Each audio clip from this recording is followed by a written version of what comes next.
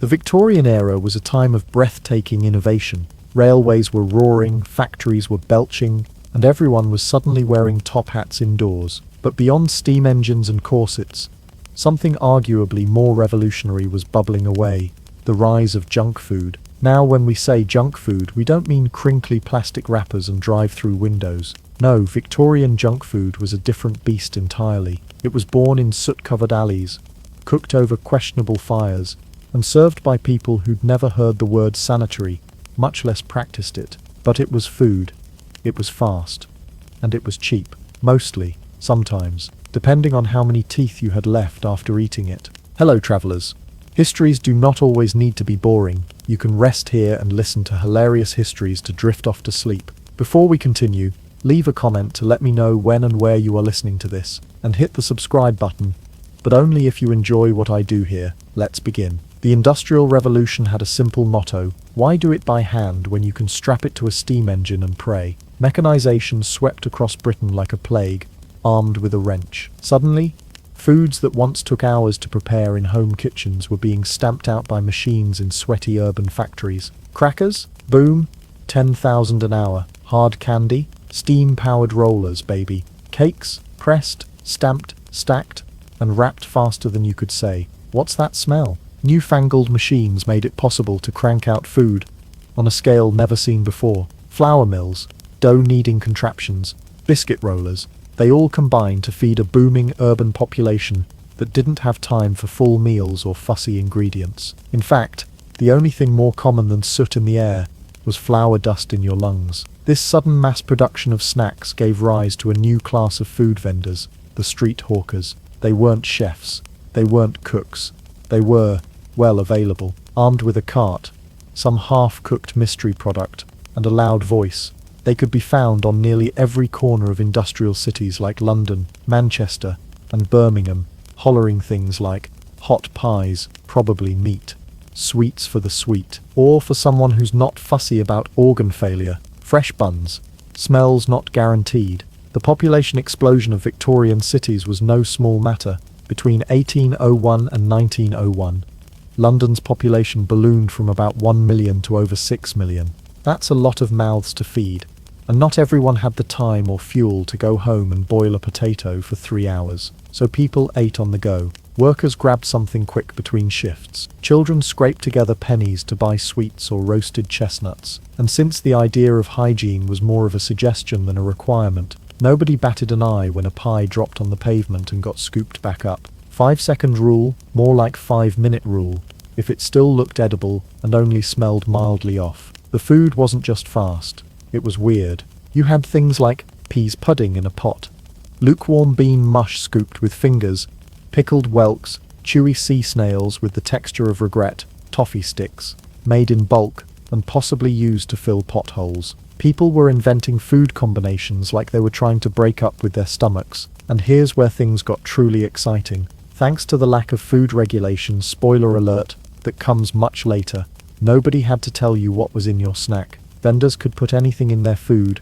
and often did. Found some leftover porridge, add flour, and call it a cake. Got meat scraps from yesterday's pub, mix it with sawdust and call it a pie. Dropped your candy in something mysterious, wipe it on your apron, and keep selling. The result? A carnival of questionable calories, no nutritional labels, no expiration dates, and no refunds. People often didn't find out what they ate until it revisited them, violently, a few hours later. And yet, people kept eating it, because they were poor, because they were tired, because it was the only option besides starvation. Also, let's face it, humans have always been drawn to colourful, crunchy, or sizzling food, especially if it comes with a sense of danger. Victorian junk food was essentially edible roulette. Each bite was a wager. Would this sausage roll fill you up, or would it fill you with regret, tapeworms, and existential despair? Victorian junk food was like gambling. You could win a meal or lose a kidney. Snacks weren't just food, they were a symbol of the age, fast, industrial, loud, and occasionally lethal. But they were also the first steps towards something bigger. The beginning of the modern street food industry, the precursor to chips, cookies, and mass-produced snacks we still obsess over today. Just, with a lot more arsenic back then. Ah, the meat pie. Britain's beloved pastry-packed promise of warmth, comfort, and hopefully not a hoof. In the Victorian era, these little pockets of doughy deception were a staple of the street food scene. They were affordable, portable, and best of all, warm. And that was enough for most people. They weren't asking questions, they were hungry. The problem was, the pie wasn't exactly answering either, because what was inside that flaky golden crust, well, that's between you and your stomach, and maybe the coroner. Let's put it this way. Victorian meat pies made modern hot dogs look like a gourmet delicacy. The average Victorian street vendor was not exactly the Gordon Ramsay of their time. Most of them didn't even know what food safety was. Their idea of freshness was, it hasn't crawled off the cart yet. And meat? Well, it was rarely the prime cuts. Instead, meat pies were typically filled with the bits the butcher left behind, offcuts, gristle, connective tissue, fat, random organs, and whatever could be hacked off the bone without needing a lawyer. If it was vaguely chewable, and came from something that once mooed, clucked, or squeaked, in it went. Sometimes the meat wasn't even from a proper food animal. The streets of Victorian cities were teeming with stray cats, dogs, and yes, rats. And while most vendors would technically deny using such ingredients, let's just say that if it fit in the grinder and didn't bite back too hard, it made the cut. And no, the term rat pie wasn't always a joke. Sometimes it was just Tuesday. One of the most delightful things about meat is that it spoils when you don't keep it cold. One of the most horrifying things about Victorian England is that refrigerators didn't exist yet, at least not for common folk or street vendors. Instead, meat was stored in barrels, left hanging in open air, or wrapped in cloth and stuffed under counters. It might be a day old, it might be a week. The vendor didn't care. If it smelled funny, they added more onions. If it looked grey, they drowned it in pepper. Problem solved. To be fair, refrigeration wouldn't be common until well into the 20th century, but Victorians weren't exactly racing to find alternative preservation methods either. Unless you count denial. One journalist in 1851 reported seeing a pie vendor chopping meat on a filthy cutting board next to a dead mouse. The vendor apparently brushed the mouse aside and kept going. After all, he had customers, and probably a bonus rat for later. The Victorian meat pie industry was a glorious partnership between desperation and deceit. Many of the vendors weren't trained cooks. They were out-of-work labourers, struggling mothers, or teenagers trying to earn a few pennies before their lungs gave out from coal dust. And so, creativity thrived. Some meat pies included little to no actual meat. Mashed potato, breadcrumbs, or even ground bone were used as filler. Fat was a prized addition because it masked the flavour of anything questionable, and boy, was everything questionable, even better. Gravy. Thick, brown, and suspiciously flavourful gravy. It could hide a multitude of sins. Off smells, rubbery texture, and the occasional crunchy surprise. No one knew what was in the pie, and that was the point. It's called mystery meat, because it's a mystery why you ate it, and a miracle if you survived. In fact, when meat pies were sent to labs for analysis in the late 1800s, some were found to contain zero traceable animal protein. What they did find, however, was sawdust, starch, and iron filings, probably from the tools used to make the pies or the eternal curse of trying to digest one. Not everyone was buying their pies from alley carts. Middle-class Victorians had access to pie shops and bakeries, where the meat was slightly less suspicious, and the chances of being poisoned dropped from definite to maybe. But even those establishments were not immune to scandal. Newspapers occasionally ran exposes, revealing that some bakers were sourcing their meat from the knacker's yard, the place where dead or dying animals were sent. Horses, donkeys, and cows, unfit for consumption, were chopped up and sold at a discount. Still, the demand remained. Why? Because these pies were cheap, filling, and hot, and when your daily job involved hauling coal or hammering metal for 14 hours straight, you weren't looking for nutrition, you were looking for fuel. Fast. Even children would scrape together pennies to buy a savoury pie. Sure, it might give them stomach cramps, but it was better than nothing. Well, marginally. Of course, all of this would be unappetizing if you stopped to think about it, which is why Victorian pie vendors were masters of distraction. They barked, whistled, and sang out catchy slogans like meat pies, piping hot, and positively cooked, get your gravy bundles, guaranteed to be edible. Probably. Don't ask what's inside, just enjoy the ride. They sold hope wrapped in pastry, and Victorians, weary and worn, bought it with trembling hands and empty stomachs. Ah, the innocent joy of childhood, running through the streets, skipping stones, collecting bugs, and casually ingesting industrial-grade poison in the form of a lemon drop. Welcome to the Victorian candy shop, a brightly coloured death trap disguised as a child's paradise. In the 19th century, the British sweet tooth had never been stronger. Sugar was cheaper than ever, thanks to the British Empire's aggressively global sugar acquisition policies. Candy stalls popped up on nearly every corner, offering vibrant, sparkly little confections that promised happiness, delight, and sometimes an unplanned funeral. Because in the Victorian era, candy wasn't just bad for your teeth, it could straight up kill you. In the Victorian era, sweet was just short for sweet, sweet death. Let's start with the basics. Victorian candies were beautiful, radiantly so. They shimmered in shades of emerald green, cherry red, and sunshine yellow. They glistened like forbidden jewels in the dusty light of a city market stall. Unfortunately, that shimmer came from more than just sugar and joy. It often came from arsenic, lead, and copper sulfate. That's right, your favorite childhood treat might have the same chemical makeup as rat poison. Why?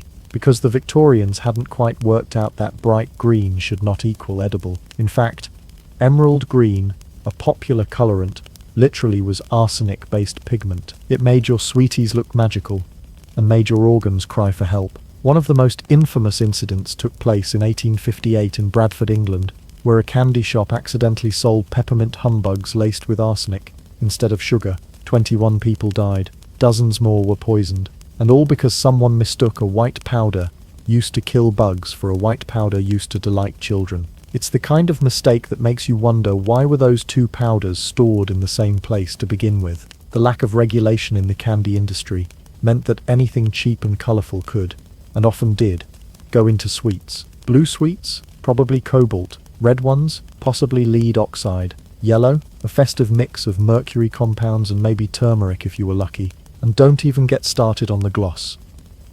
That shiny coating on Victorian boiled sweets was often made with shellac, a resin secreted by insects, or worse, beeswax mixed with turpentine. If it didn't blind you, it might just clean your insides like a bottle of floor polish. But it wasn't just about colour. Victorian candy makers loved adding flavourings too, the kind that sound less like food and more like something you'd find under your sink. Prussic acid, aka hydrogen cyanide for that almondy flavour, sulfur dioxide to preserve fruit jellies and your sense of dread. All of this was unregulated, unmonitored, and unmarked. Candy had no ingredient list. The only label was 1 farthing a scoop, followed by a charming no refunds if your tongue goes numb. The primary consumers of this rainbow of chemical chaos were, of course, children. Victorian kids had it rough enough, working in factories, dodging horses in the streets, and being generally ignored by public policy. And now they had to survive sweets that doubled as slow-motion murder. Kids bought these treats with pennies. They earned sweeping chimneys or selling newspapers. They'd gather outside the sweet shop, sticky coins clutched in soot-covered hands, eyes lit up at the prospect of a few moments of joy. The shopkeeper would scoop out a bag of brightly coloured nuggets that looked like joy and tasted like heaven, until the headaches, vomiting or organ failure kicked in. And yes, many children died, but even more lived with mysterious ailments doctors couldn't explain. Because when your patient is 8 years old, undernourished, and casually mainlining lead every other day, diagnosing the problem becomes a tragic guessing game. The worst part? The public loved it. Candy was beautiful. It was magical. It looked like something fairies would eat. If fairies didn't mind slowly turning into corpses, parents kept buying it. Vendors kept selling it. And the government? Well, they had other things to worry about, like making sure nobody voted who didn't own land. It wasn't until enough people died, and enough newspapers screamed about it, that public health officials began pushing for food safety laws. And even then, it was a slow push, the kind of push you make when you're not entirely sure you want to upset the candy industry. After all, what's a few poisoned toddlers compared to economic progress? Eventually, Pressure led to the Adulteration of Food and Drugs Act in 1872, which at least made it technically illegal to murder someone with a lemon drop. But even then, enforcement was spotty at best. Some enterprising confectioners, of course, claimed their candy was healthful. These medicinal sweets were sold as cures for colds, headaches, indigestion, and general Victorian malaise. Some even added opium for extra calm. So yes, Victorian children were sucking on opium balls, washing them down with arsenic jellies, and finishing it off with a toxic green lozenge that doubled as interior wall paint. But hey, at least it wasn't a rat pie. The Victorian era was many things: industrious, foggy, heavily corseted. But one thing it was not was boring, especially when it came to beverages that fizzed, foamed, and occasionally blew up in your hand. Today, a soft drink is a sugary hug in a can. But in the 1800s, soda pop was a mysterious potion brewed in backrooms, sold as medicine, and capable of launching its bottle cap through a window. These were not the tame, calorie-laden colas of today. These were soda grenades laced with cocaine, opium, and just a hint of existential dread. Victorian soda, guaranteed to clean your pipes, your nerves, and your will to live. Let's start with the science. Carbonated water was first artificially created in the 18th century by Joseph Priestley, the same guy who discovered oxygen and thought it might be fun to carbonate everything, probably including his own bathwater. By the Victorian era, aerated waters had become the latest trend, not just as a novelty, but as a health tonic. That's right, soda wasn't originally designed to be tasty. It was meant to cure what ailed you: stomachache, have a fizz, headache, more fizz, melancholy, definitely fizz, possibly with a side of morphine.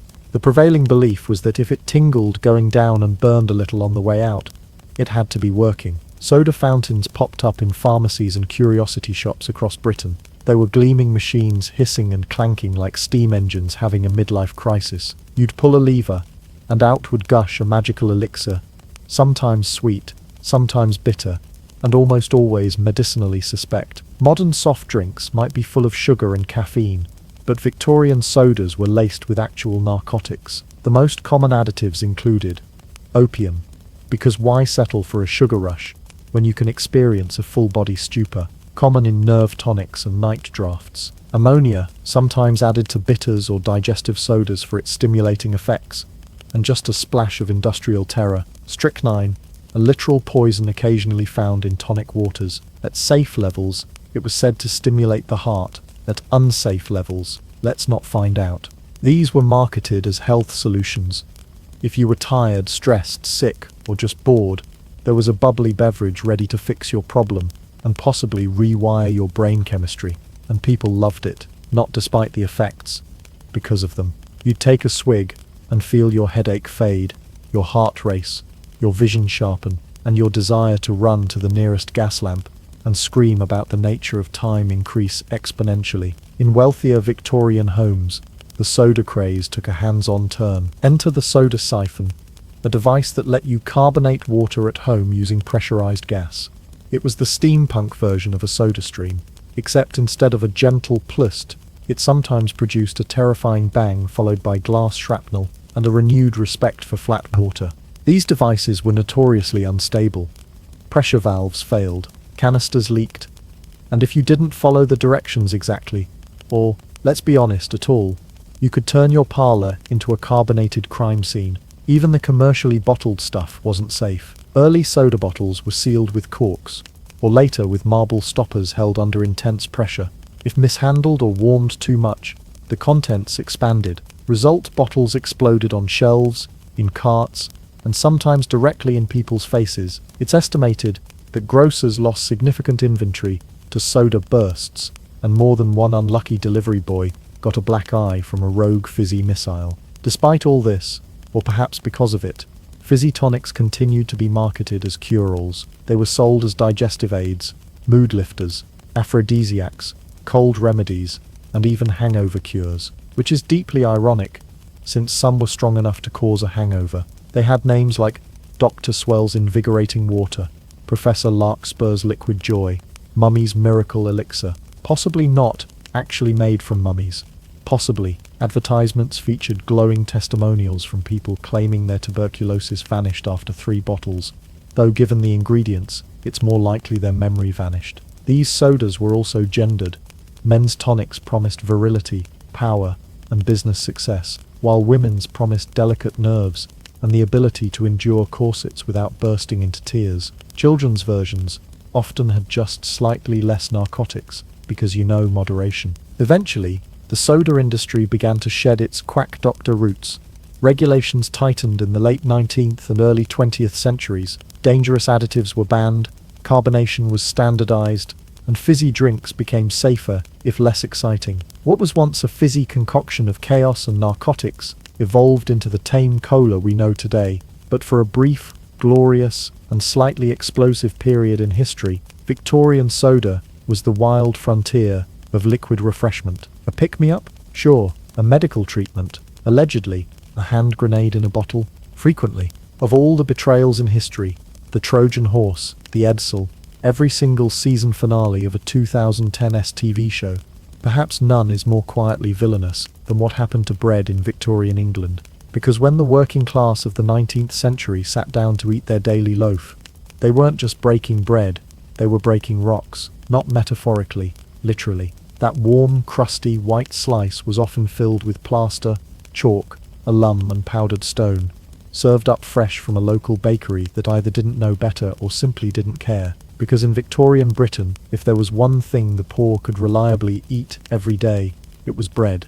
And unfortunately, that meant it was also the easiest thing to quietly poison. The good news? You're full. The bad news? You're full of plaster dust. In the Victorian age, white bread wasn't just food, it was fashion. To eat pale, soft, snowy white bread was a sign that you had money, taste, and a digestive tract bold enough to dare fate. Brown bread, by contrast, was for peasants, prison inmates, and horses. Why the obsession with white bread? Well, refined flour was harder to make and cost more to produce. It had to be sifted, milled, and bleached. And since nobody had heard the phrase whole grain without spitting afterward, bakers competed to deliver the whitest, softest loaf possible. The kind of bread that would squeak if you hugged it. But there was a problem. Real white flour was expensive, so some less scrupulous bakers found a solution. Fake it. You couldn't afford pristine flour? No problem. Just toss in some chalk dust or ground alum to lighten the mix. Your customers will never know the difference until their intestines start sounding like a haunted kettle. Here's a short list of what you might find in your daily loaf in Victorian England. Aluminium sulfate, a chemical used to bleach flour and tighten up the texture, also used in pickling and tanning leather, which says everything. Plaster of Paris, a fine white powder, great for sculpting, not so great for digestion. Chalk, technically calcium carbonate, non-toxic in small doses, less charming when eaten by the loaf. Bone ash and ground stone. Because what's bread without the faint crunch of cemetery grit? Some loaves even included pipe clay and whiting used for cleaning fireplaces. Bakers argued it made the bread light and digestible. Historians now argue it made your body light and buryable. For poor Victorians, bread was not just a side dish, it was the meal. In some working-class homes, bread, and dripping the fat, skimmed from cooking meat, was breakfast, lunch, and dinner. So, if your daily food was quietly laced with stomach-clenching chemicals and masonry powder, you were in for a world of hurt. Symptoms of bread adulteration included chronic stomach pain, ulcers, constipation, and in some cases, full-blown gastrointestinal damage. But when this was the only thing keeping you from starvation, your choices were simple. Eat the possibly lethal bread or starve to death faster. Families even gave this bread to their children. Some infants were weaned directly onto bread, soaked in water or milk, which sounds adorable until you realize the bread may have contained enough alum to double as DIY grout. You might think the government would step in. Eventually, yes. But for most of the 19th century, the idea of regulating food was seen as nanny state overreach. Politicians didn't want to upset bakers, many of whom were respected businessmen in their communities. Besides, how bad could bread be? Well, in 1855, a British chemist named Arthur Hill Hassall began testing bread samples and found widespread adulteration. The findings were published in a series of outraged articles titled "Food and Its Adulterations." Shockingly, Some loaves contained more chalk than flour. In other words, Victorian bread was approaching edible sidewalk territory. The public reaction: mild panic. Bakers were furious. Chemists were vindicated. Politicians finally embarrassed into action.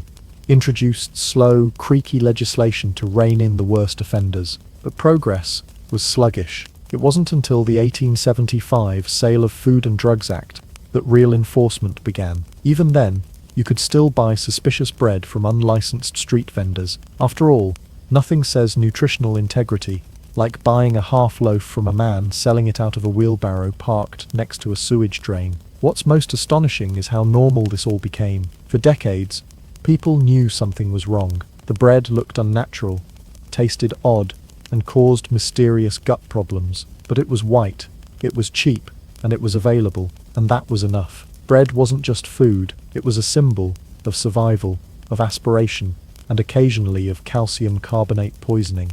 And so, millions of Victorians sat down each day, buttered a slice of science experiment, and chewed with hope in their hearts and chalk in their bellies. Today, ice cream is a joyful symbol of summer. It's wholesome, indulgent, and best of all, probably not harvested from a cholera-infested canal. But if you were a child in Victorian England and heard the sweet jingle of an ice cream cart, you might be sprinting toward dessert or directly into a public health crisis. Because in 19th century Britain, frozen dairy wasn't a harmless treat. It was an edible gamble, the kind that came with sprinkles, a sugar cone, and a decent chance of parasitic infection. Victorian ice cream had 3 ingredients: milk, sugar, and typhoid. Let's start with the infamous penny lick, a name that sounds playful until you realize it was possibly the most efficient disease delivery system ever invented. A penny lick was a small, thick glass cup with a shallow depression at the top, holding a modest blob of ice cream. You'd pay a penny, lick the treat straight from the glass, hand it back, and the vendor would immediately reuse it without washing. Or if you were lucky, they gave it a gentle rub with the nearest available rag, which may or may not have been doubling as a shoe cleaner, nose wipe, or last week's napkin. Hygiene, optional. Germ theory, still being debated. Public health officials, mildly horrified, but mostly ignored. It was the golden age of communal mouth contact.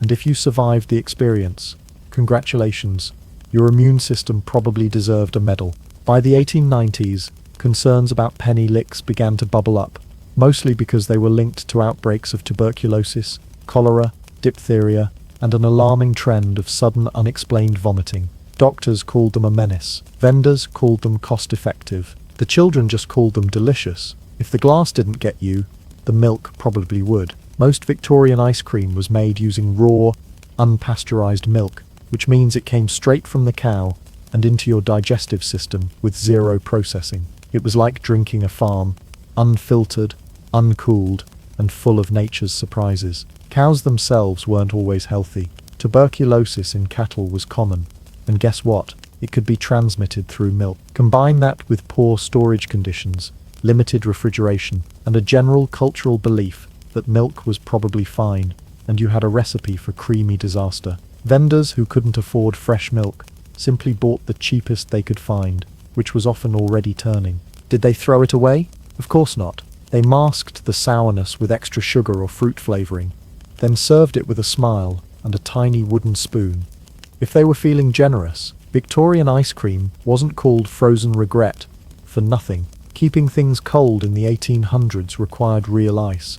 And where did that ice come from? Well, if you were rich, maybe Norway. But if you were an average London vendor, your ice probably came from the Thames, a river so notoriously polluted that it once caused Parliament to flee mid-session due to the smell. River ice was hacked off in dirty blocks, stored in sawdust-lined ice houses, then hauled through the city on open carts, slowly melting and absorbing every possible disease along the way. Ice was rarely washed, rarely inspected, and often used over and over until it resembled a greyish sediment-filled soup that could refrigerate a dessert and exfoliate your soul. This frozen sludge was either packed directly around the ice cream tins, or, in some cases, chipped into the product itself to bulk it up. So yes, your refreshing strawberry scoop may have included trace elements of coal dust, dead fish, and at least one shoe. Despite all of this, Ice cream boomed.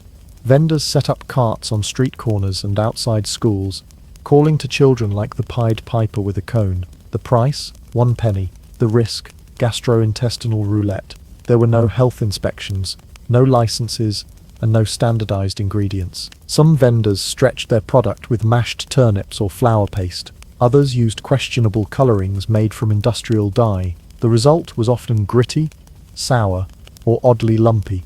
But still, it was cold. And in a world of soot, sweat, and stale bread, cold was king. Mothers warned their children. Doctors issued statements. Newspapers ran headlines like ice cream dangers.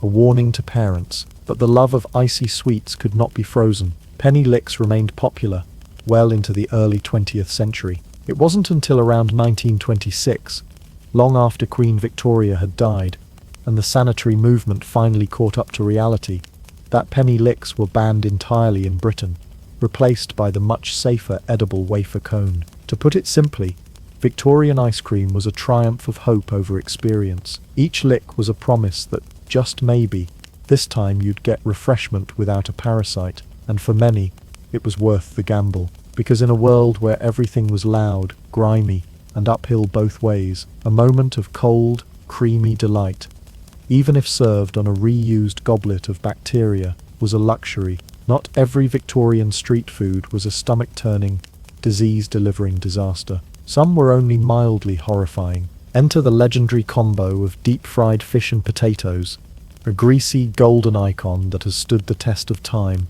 national identity, and a shocking lack of refrigeration. To this day, fish and chips remains Britain's most enduring comfort food. But in the 1800s, this beloved duo wasn't just a tasty meal. It was salvation. Cheap, filling, and available on nearly every soot street corner. It was the one fast food you could eat with at least a 70% chance of survival. It's amazing what deep frying can fix.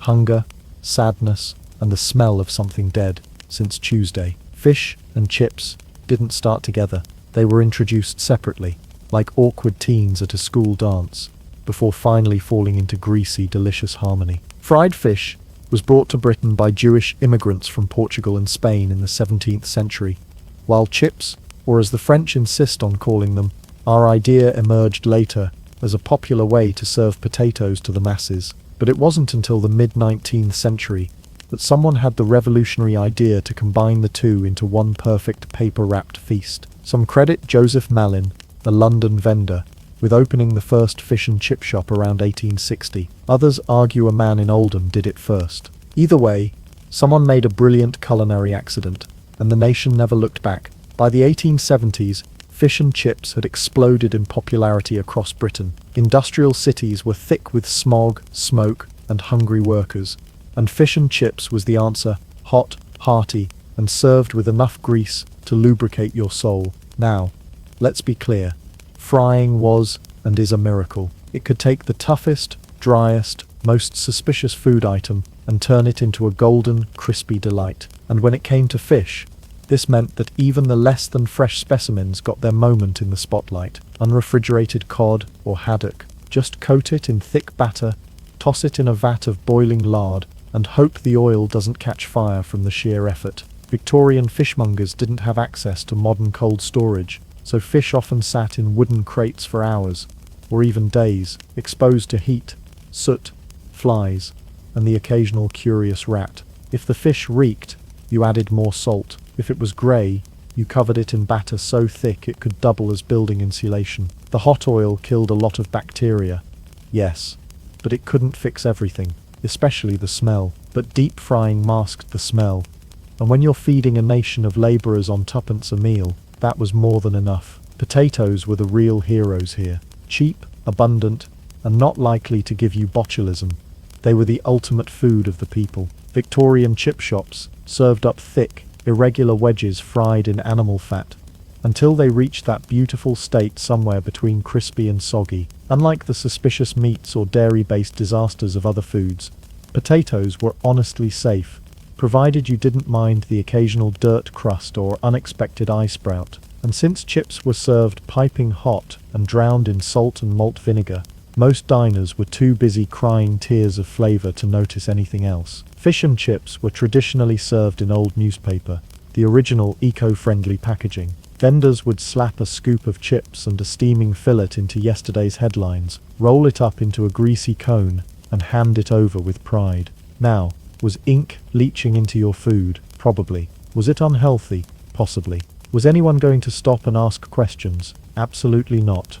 You were getting a hot meal for a penny. That was basically a miracle wrapped in illiteracy. Plus, for many children in industrial cities, this was the meal of the week. No one cared what Charles Dickens had to say about poverty when he was printed on the back of your dinner. Fish and chip shops, affectionately known as chippies, spread across the country like a delicious rash. By the end of the 19th century, there were tens of thousands of them, employing working-class families, supporting fishing ports, and creating the Victorian equivalent of fast food culture. Unlike many other forms of street food, fish and chips became respectable. It wasn't just the poor grabbing a quick bite. Factory managers, clerks, even school teachers were lining up for their weekly fix. It was warm, affordable, and oddly unifying. For a brief moment in time, your social class didn't matter if you had a paper-wrapped packet of grease in your hand. Even Queen Victoria reportedly enjoyed fried fish, although her version likely came on porcelain, not yesterday's obituary page. Compared to the chemically coloured candy,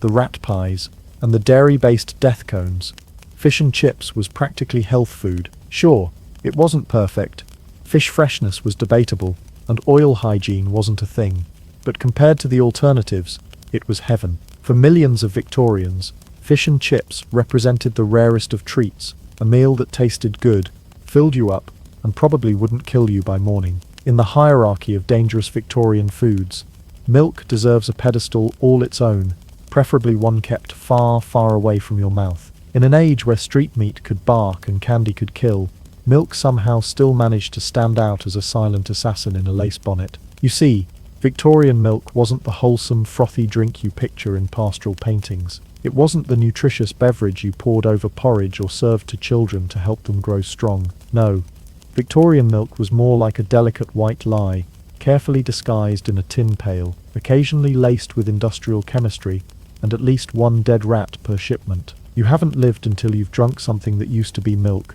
but now identifies as paint. Let's begin with the most basic scandal, watering it down. Fresh milk, straight from the cow, was perishable, difficult to store, and relatively expensive. The obvious solution? Just add water. Who's going to notice if their glass of milk is 40% Thames? Actually, a lot of people noticed, especially when the water used was taken from puddles, horse troughs, or the communal chamber pot. But that didn't stop enterprising vendors from diluting milk until it barely resembled anything dairy-related. It looked like milk, it poured like milk, but it definitely tasted like disappointment. To mask the thinning, sellers turned to the magic of fake whiteners. Chalk dust, flour, and starch were stirred in to restore that creamy colour.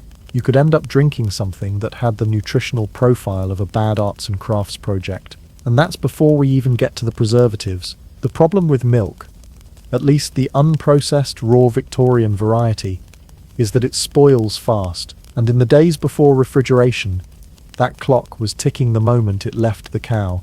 Enter boric acid. This chemical preservative was frequently added to milk to keep it fresh longer. It also happened to be toxic in large quantities, but that was a minor detail lost in the foamy sea of deception. Some vendors even added formalin, a formaldehyde solution better suited for preserving corpses than beverages. The milk would last longer, yes, but so might your internal organs, permanently, in a jar, on display. And that wasn't even the worst of it. Some distributors mixed milk with plaster of Paris, particularly when it had started to curdle. Plaster would reduce the smell and clumps, giving the illusion of drinkability. You weren't just buying spoiled milk, you were purchasing a DIY dental molding kit with each sip. While all of this was happening, spare a thought for the poor milkmaids, the underpaid, overworked young women who delivered this dairy chaos door to door. These women were the backbone of Britain's dairy supply chain, and frequently the face of the scam,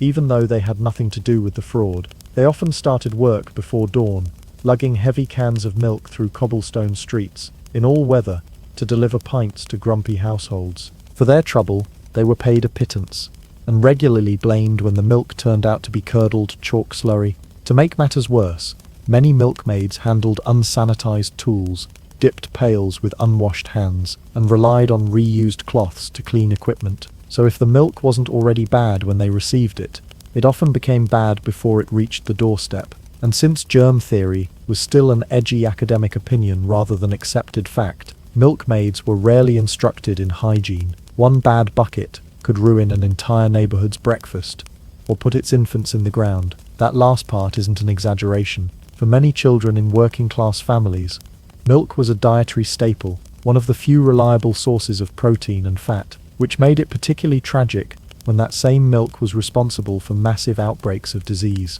Tuberculosis, typhoid, scarlet fever, all of them could be transmitted via contaminated milk, especially when it came from infected cows, stored in filthy containers, or mixed with sewer water. Infant mortality rates in Victorian cities were devastatingly high, and bad milk played a quiet, milky role in that grim statistic. One historian referred to Victorian milk as a Trojan horse of disease, disguised as nurture. It wasn't until repeated public health investigations, court cases, and newspaper exposés began piling up in the late 19th century that serious attention was paid to the milk problem.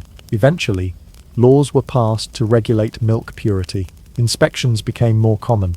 The first pasteurization efforts, heating milk to kill bacteria, began to take hold in the 1880s and 1890s. But for most of the Victorian era, if you wanted safe milk, you basically needed your own cow and a very strong stomach. Otherwise, you were gambling with your health, your children, and your future bathroom visits. So next time you pour a glass of milk, give a solemn nod to the Victorians who drank it before labels, safety checks, or pasteurization, who downed their pint of industrial gloop with grim hope and a side of chalky toast. Because in Victorian Britain, milk wasn't just a beverage, it was a science experiment you weren't told you were participating in. Imagine this. It's 5 a.m. in the smog-choked streets of Victorian Manchester. Your lungs are full of coal dust, your hands are raw from yesterday's 12-hour shift, and your stomach is reminding you, loudly, that dinner last night was 3 spoonfuls of boiled oats and a hope sandwich. It's time for breakfast. You approach a food cart that's already swarmed with soot-covered men,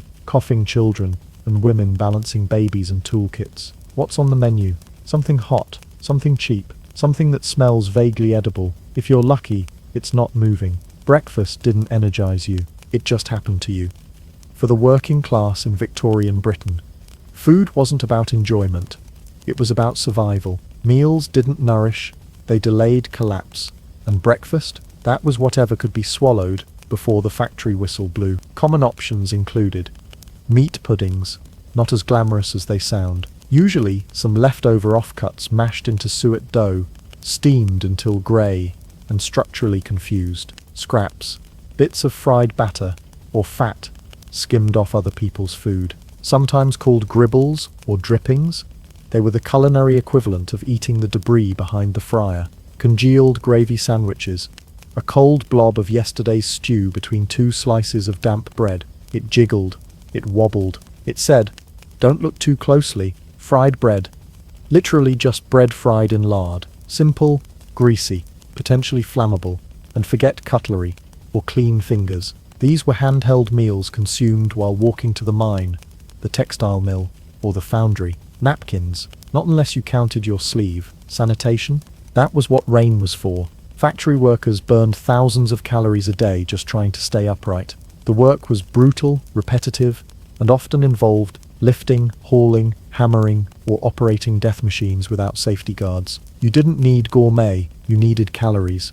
Fast. Vendors knew this, which is why most laborer meals were greasy.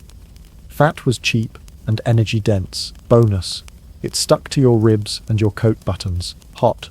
Usually, a warm meal felt more satisfying and masked a multitude of sins, like the fact that the meat inside your pie may have been pre-owned. Filling, anything that sat heavily in the stomach, gave the illusion of being full, even if it was 80% breadcrumb filler and 20% don't ask. Food was typically bought from street vendors, stalls, or corner shops, with dubious hygiene standards. It wasn't uncommon for workers to grab a chunk of mystery pie wrapped in scrap paper, or to drink warm tea from a shared tin cup. You ate fast, you ate standing, And if you didn't gag halfway through, you considered it a good day, lunch, or dinner.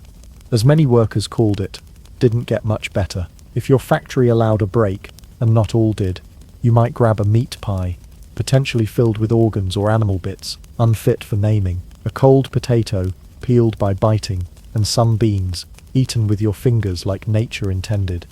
If nature was in a rush and slightly nauseated, water was risky.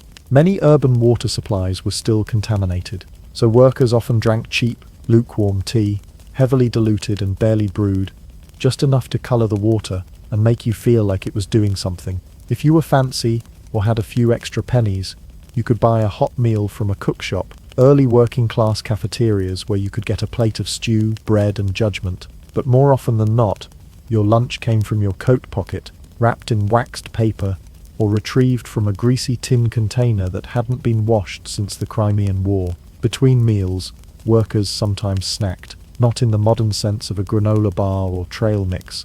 No, these were survival bites, things like hard biscuits that could chip a tooth or double as a doorstop, cold turnips, raw and peeled with a pocket knife, fried pig's ears or trotters, which were portable, chewy, and full of something. These weren't eaten because they were delicious. They were eaten because your body screamed at you to put something inside it before your soul filed for bankruptcy. And let's not forget, most working-class people had terrible teeth, no refrigeration, and barely functioning digestion. So every snack was a small gamble. Will this give me energy, or is this the final countdown? For the working class, food didn't bring pleasure. It brought temporary silence from your stomach and just enough strength to swing a hammer or dodge the foreman's boot. Taste was a luxury. Texture was irrelevant. Cleanliness was an afterthought. If it was a thought at all, Victorian snack time wasn't about enjoyment. It was about not collapsing in front of your supervisor and getting replaced by a child who worked for half your wage and smiled less often. So next time you complain about your office vending machine being out of chips, remember, your ancestors once licked gravy off a rock-hard roll while walking uphill through soot for 14 hours of manual labour. Let's face it, Victorian Britain was basically the Hunger Games, but with more pie crust and fewer rules. For decades, the public gorged itself on chalky bread, rat-flavoured sausage, arsenic bonbons, and milk that qualified as a chemical weapon. And through it all, the government watched with the same energy you'd expect from a parent who's just letting them learn. But eventually, after a suspicious number of mysterious deaths, endless newspaper scandals, and the occasional child keeling over after a refreshing penny candy, Britain finally decided to do something radical,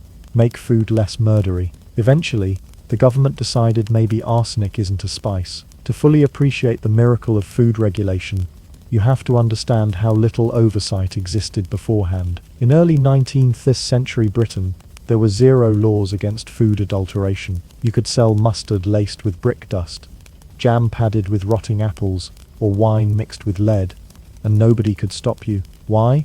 Because they didn't even have people to stop you. The average food vendor operated on the honour system, which, given the profit margins of the time, worked about as well as asking a fox to babysit your hens. The only real protection you had was your sense of smell, your tolerance for digestive discomfort, and the distant hope that your milk didn't glow in the dark. Change, as it often does, began with righteous indignation. Enter Arthur Hill Hussell, a Victorian chemist with a microscope, a mission, and apparently a cast-iron stomach. In the 1850s, Hussell began systematically analysing everyday foods and publishing his results in a series of expos with titles like Food and Its Adulterations, which, to be honest, could have also been called 50 Shades of What the Hell Is in This. He found alum in bread, copper sulfate in pickles, lead in sweets, and ground bones in pepper. The Victorian pantry was essentially a chemistry set designed by a Bond villain. Hussell's work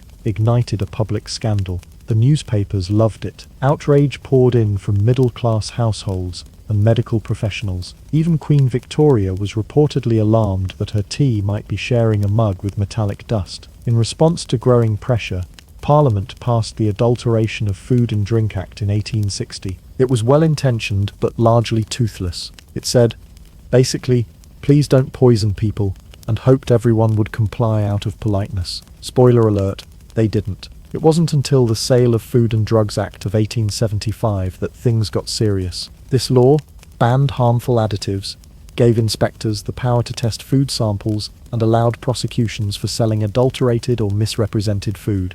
The age of edible anarchy was ending, slowly but surely. It would now take more effort to sell poison than to sell actual food. Of course, early enforcement was spotty. Inspectors were few, underpaid, and often bribed with free pork pies. But it was a start, a faint glimmer of order in a country where food safety used to mean, let's see who lives after lunch. In the same year as the 1875 food reform, Britain passed another milestone, the Public Health Act. This law tackled sanitation at large, not just food.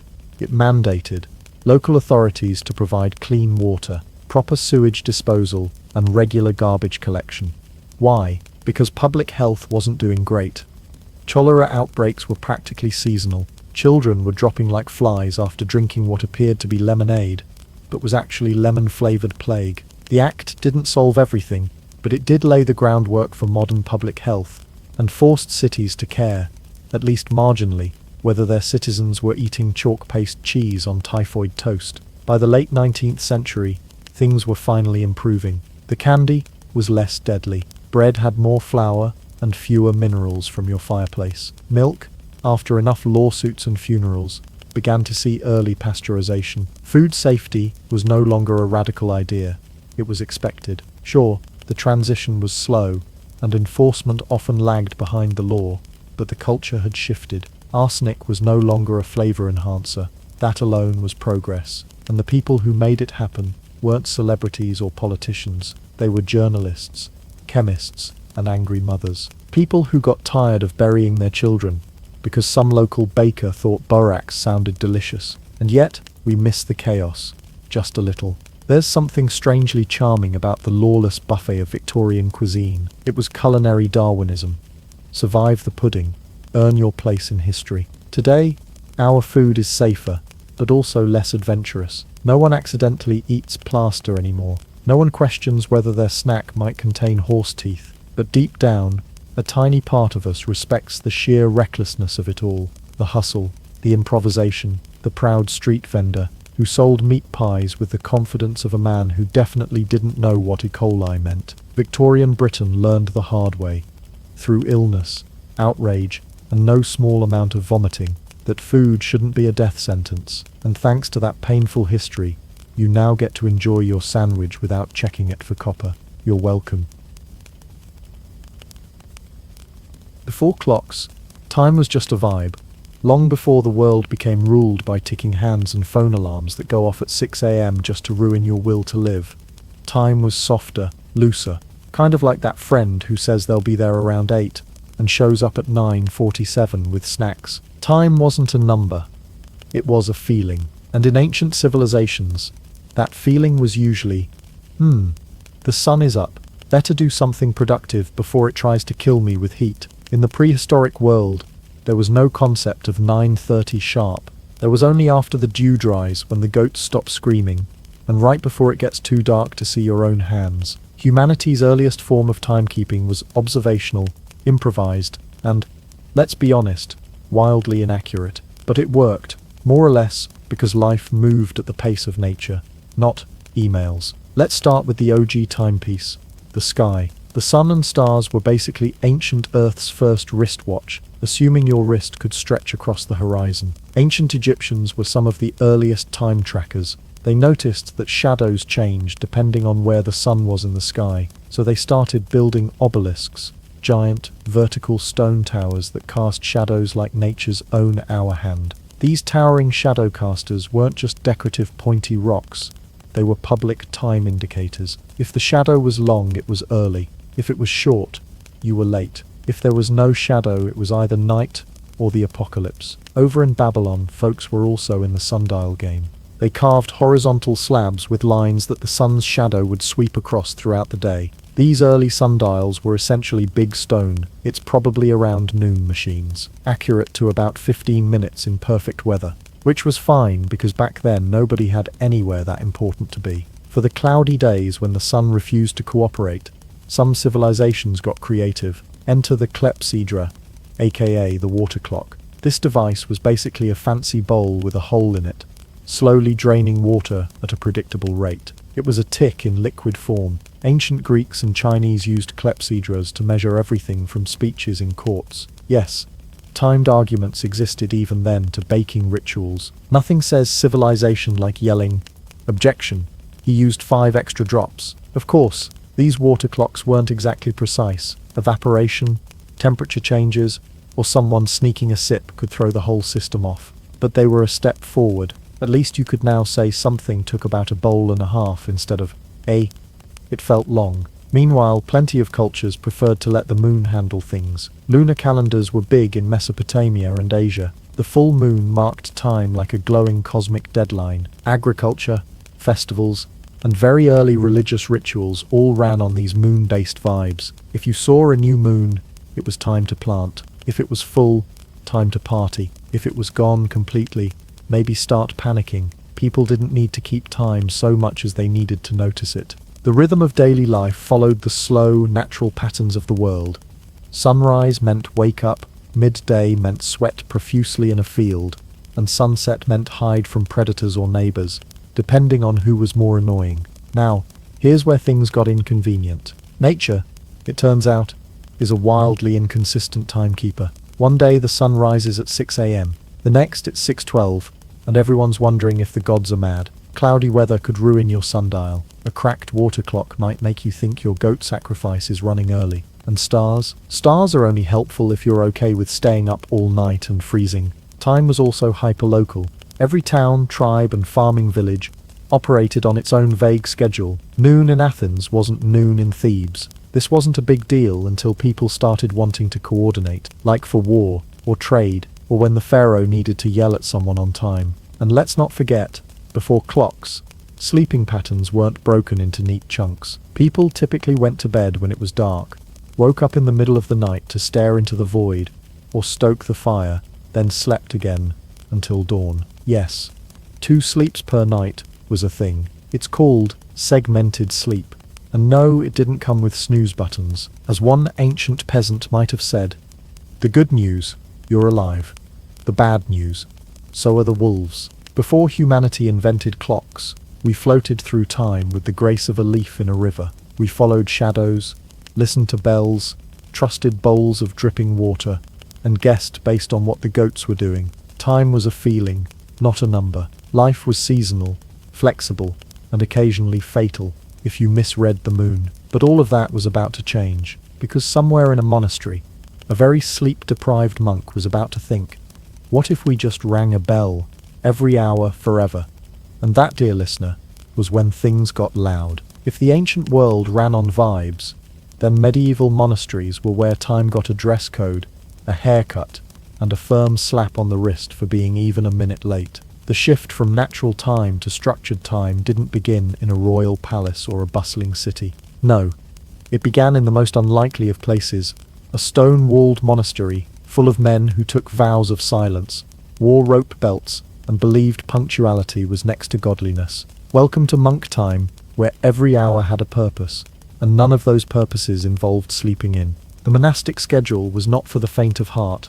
It revolved around something called the Divine Office, which sounds like a papal HR department, but was actually a grueling prayer schedule that broke the day into 8 distinct parts. These were known as canonical hours: matins, lauds, prime, terce, sext, nun, vespers, and compline. Basically, if you thought a modern 9 to 5 was rough, try waking up at 2 a.m. every day to sing psalms in a freezing stone chapel lit by sputtering candles. The first alarm? God.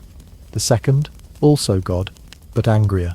To keep track of these spiritual appointments, monks needed more than just a sense of when the sun came up, and so they started developing rudimentary tools to help them track time in the darkness of early morning and the gloom of a cloudy European afternoon. One of their earliest tools? The candle clock. This clever bit of holy engineering was just a tall candle marked with lines, each line representing an hour. As the candle melted past a line, boom, another hour gone. If the wax reached your favorite saint's mark, it was time to chant again. It was simple, inefficient, and made you very aware of how flammable your schedule was. Another favorite? the water alarm clock for the pious insomniac, similar to the ancient clepsydra, but with more bells and less pagan energy. This monkified water clock worked by filling a bowl with water until it tipped, and triggered a small mechanical contraption to ring a bell. That bell, your signal to shuffle out of bed, rub the frost off your sandals, and start your next round of chanting. And if the mechanism failed, well, congratulations.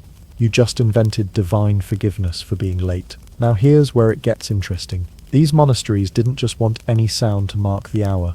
They wanted bells. Big ones, loud enough to shake the birds off the rafters. So they developed what historians believe are the first mechanical clocks.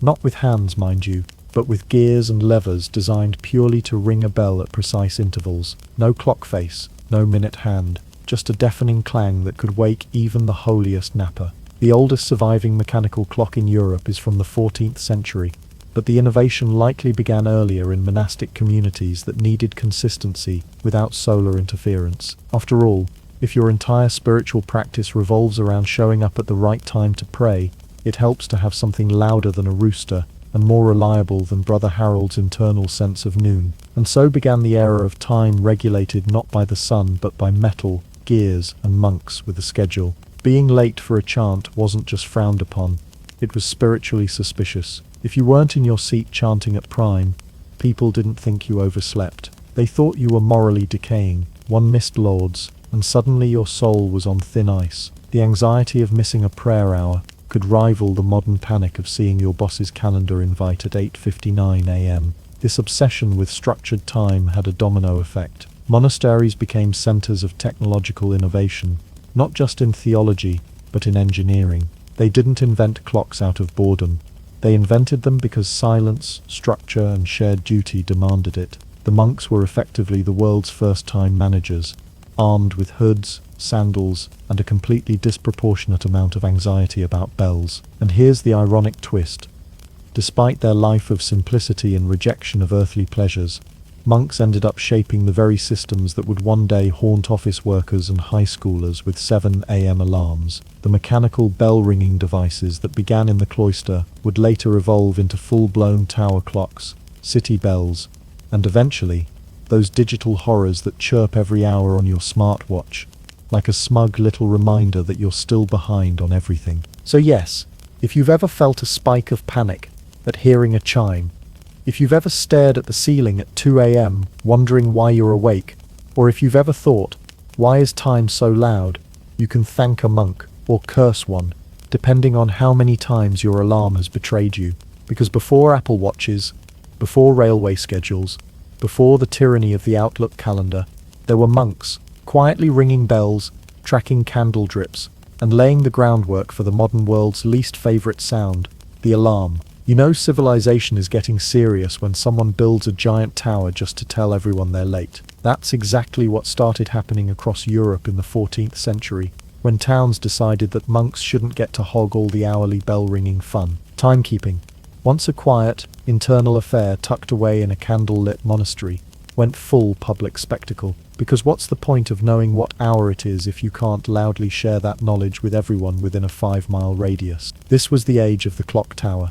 Gigantic, clanging, gear-filled status symbols that screamed, "We are civilized, and we also really hate being surprised by lunch." Towns across Europe raced to build them, and the result was a skyline filled with stone spires and the soothing, soul-rattling sound of cast-iron bells ringing every 60 minutes. Take Milan, for instance. Its early mechanical clock was installed in 1335 in the Palazzo della Regione, and it was a marvel of metal and medieval guesswork. We're talking iron gears, swinging weights, and enough torque to crush a bishop if someone tripped over the wrong chain. Or Strasbourg, where the cathedral clock not only told the hour, but eventually included an elaborate mechanical parade of apostles that spun around like a very pious cuckoo clock on steroids. These towers weren't just tools, they were municipal theatre. And then there's Salisbury.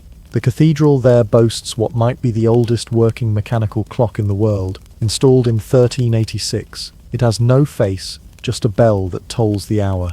That's right. Early public clocks didn't show the time visually at all. No numbers, no hands. Just a giant bone that let you know something was happening, probably involving grain or taxes. If you were lucky enough to be near the bell when it rang, you got to feel time pass. If not, well, better luck next hour. That's because these early clocks weren't built for the individual. They were civic tools, designed to bring order to increasingly chaotic medieval towns. People were starting to depend on markets, courts, councils, and taverns. Let's be honest, especially taverns that needed some kind of agreed-upon schedule. The sun was unreliable, the rooster was too local, and monks, bless them, were busy chanting. What towns needed was a way to shout, "It's noon," to 1,000 people at once, and preferably in a way that also showed off their masonry skills. Now, the mechanics behind these early tower clocks were as insane as they were ingenious. They used a system of falling weights, gears, and escapements, complex assemblies that controlled how energy was released over time. Basically, it was the medieval version of building a death trap that rang a bell instead of launching spikes. Every day, someone had to climb up and reset the weights by pulling them back to the top. A task that combined the upper body workout of CrossFit with the spiritual dread of being crushed by 500 pounds of stone and iron. Oh, and the maintenance. Horrifying. These clocks would go wildly out of sync with just the tiniest imbalance. If a gear slipped or a weight stuck, your town might ring in dinner at breakfast and call curfew at lunch. But people loved them anyway, because now, time wasn't just some personal mystery, it was a community event. When the bell rang, everyone stopped, everyone listened, everyone judged each other's productivity. And speaking of judgment, let's talk about the taxes. These clocks weren't just there to tell you it was noon.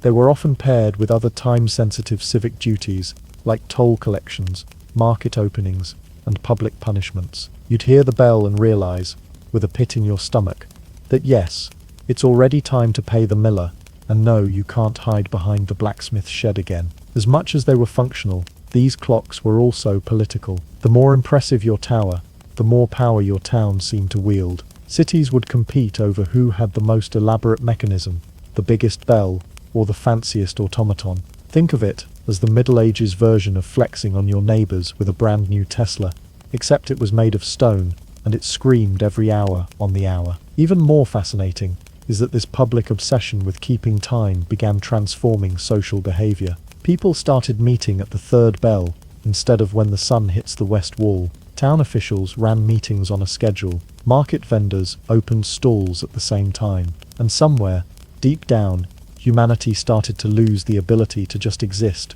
without being constantly reminded that time was marching forward, one bell at a time. So the next time your phone chimes to remind you of a meeting you're dreading, just know, it all started with a bunch of proud townsfolk building a 60-foot tall clock that had no hands, no face, and no chill. At first, clocks shouted the time, loudly, every hour, to anyone in earshot. And if you weren't within bell range, well, too bad.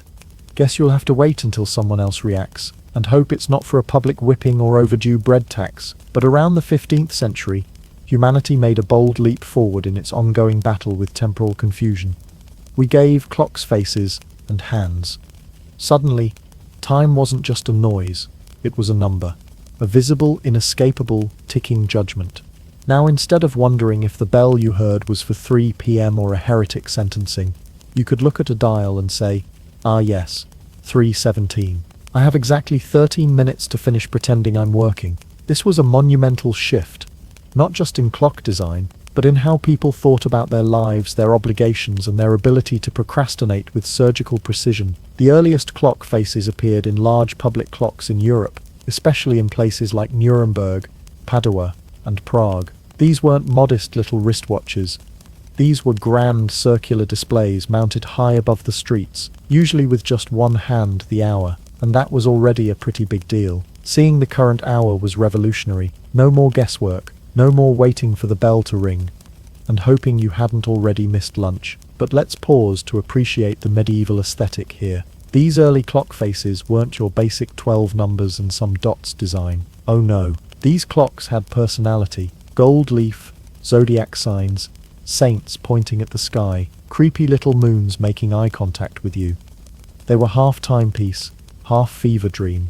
You could be trying to figure out when the baker opens and get distracted by a rotating wheel of judgmental cherubs. And yet, for all their decoration, these clocks were still slow and clunky compared to what was coming. They only had hour hands, which meant you could only be roughly late, late-ish, vaguely tardy. That was fine until some genius had the audacity to invent the minute hand. Let's talk about this monster. The minute hand didn't become common until the 17th century, and when it did, it completely rewired how humans thought about time. Before, being 10 minutes late was just still the same hour. But now, you were 10 minutes late. On purpose. It wasn't the clock's fault anymore. It was yours. Time became not just public, but personal. It looked you in the face and whispered, "Oh, you had time, you just wasted it." This shift to precise timekeeping wasn't just technological, it was cultural. Now that everyone could see time marching by in minute-by-minute increments, society quietly agreed that being sort of on time was no longer acceptable. If you were supposed to meet at 3, showing up at 3:14 wasn't close, it was late. And if you arrived at 2:52, you weren't early, you were suspiciously eager. The consequences of this new precision rippled through everyday life. Markets opened on the minute. Church services started on time. And if you walked in late, the clock face silently mocked you. Even personal relationships changed. Forget showing up to a date whenever your goat finished digesting its lunch. Now, punctuality was romantic. He arrived exactly at 7 o'clock. Be still, my heart. This obsession with being precise eventually trickled into clockmaking itself. Artisans and horologists, yes, that's a real job title, began building smaller, more accurate timepieces for private homes and even personal use. Suddenly, the wealthy could hang time on their walls, or carry it in their pockets, and be exactly on schedule for ignoring peasants or executing questionable fashion choices. Of course, this new visual time also came with a fresh kind of anxiety. The second you could see time slipping away, you started to feel it. That creeping guilt that you weren't using your hours wisely. That began here. You could now watch a deadline approaching, second by second, like a ticking guilt bomb. And we haven't even touched the passive aggression that visible time introduced. It was no longer enough to feel someone was late. You could prove it. You could point to the clock, arms crossed, and say, "It's 3:08. We said 3 o'clock," at which point the other person would sigh, glance at the minute hand, and launch into the classic human defense. It's basically still 3. It wasn't. The clock knew, and now, so did everyone else. So yes, giving clocks hands made us more efficient. It made towns more organized. It launched a revolution in scheduling, commerce, travel, and daily life. But it also made us neurotic. We were no longer vaguely existing in time. We were watching it, counting it, chasing it, and beating ourselves up with it. Because once time had a face, it could finally frown at you.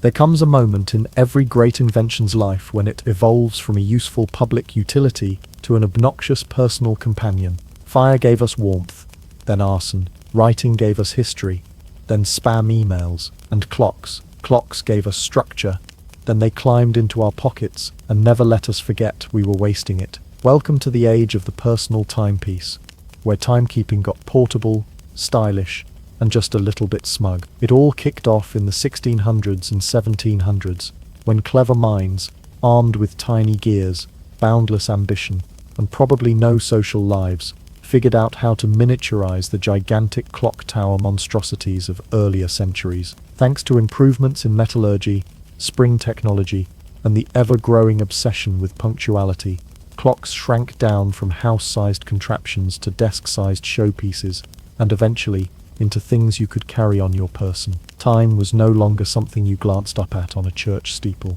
Now it ticked gently inside your waistcoat, whispering, "You're running behind again, Reginald." Before we could get to those dainty gilt machines, though, we had to make them accurate. And that's where a swinging genius came in. Christian Huygens, a Dutch mathematician who in 1656 built the first successful pendulum clock. This was a game changer. The pendulum, with its soothing back-and-forth swing, made timekeeping exponentially more precise than anything before it. Suddenly, clocks were no longer just roughly within the hour. They could be accurate down to minutes, even seconds. It was the horological equivalent of switching from using a butter knife to a scalpel. The pendulum clock became the pride of any respectable home. These tall, elegant, grandfatherly things stood in the corner of parlors and libraries, ticking with authority. Owning one said, "I have taste, refinement, and a crippling fear of being late to tea. Rich folks would gaze at their clocks the way modern billionaires check their stock tickers, half admiration, half dread. But of course, stationary clocks weren't good enough for long. What if you were traveling and needed to know the time while reclining dramatically in a horse-drawn carriage? Enter the pocket watch. A marvel of engineering, ego, and deeply buried insecurity. The earliest pocket watches appeared in the late 16th century, but they didn't truly hit their stride until the 17th and 18th centuries. At first they were clunky things, often egg-shaped, and too inaccurate to trust with anything more serious than estimating when to start looking for the dinner bell. But as craftsmanship improved, so did the watches. By the 1700s, owning a finely made pocket watch was not only fashionable, it was practically required for any gentleman who wanted to show he had both money and somewhere to be. These watches weren't just tools, they were status symbols, heavily decorated with engravings, precious metals, family crests, and in some cases, musical chimes or miniature portraits of people you were pretending not to forget. There was no such thing as an understated timepiece. You didn't just check the time, you performed it. Flipping open your watch became a kind of aristocratic power move. Bonus points if you sighed dramatically while doing it. As if the very idea of time burdened your noble soul. But the psychological shift was even bigger. Public clocks had told everyone the same thing at the same time. Pocket watches changed the game.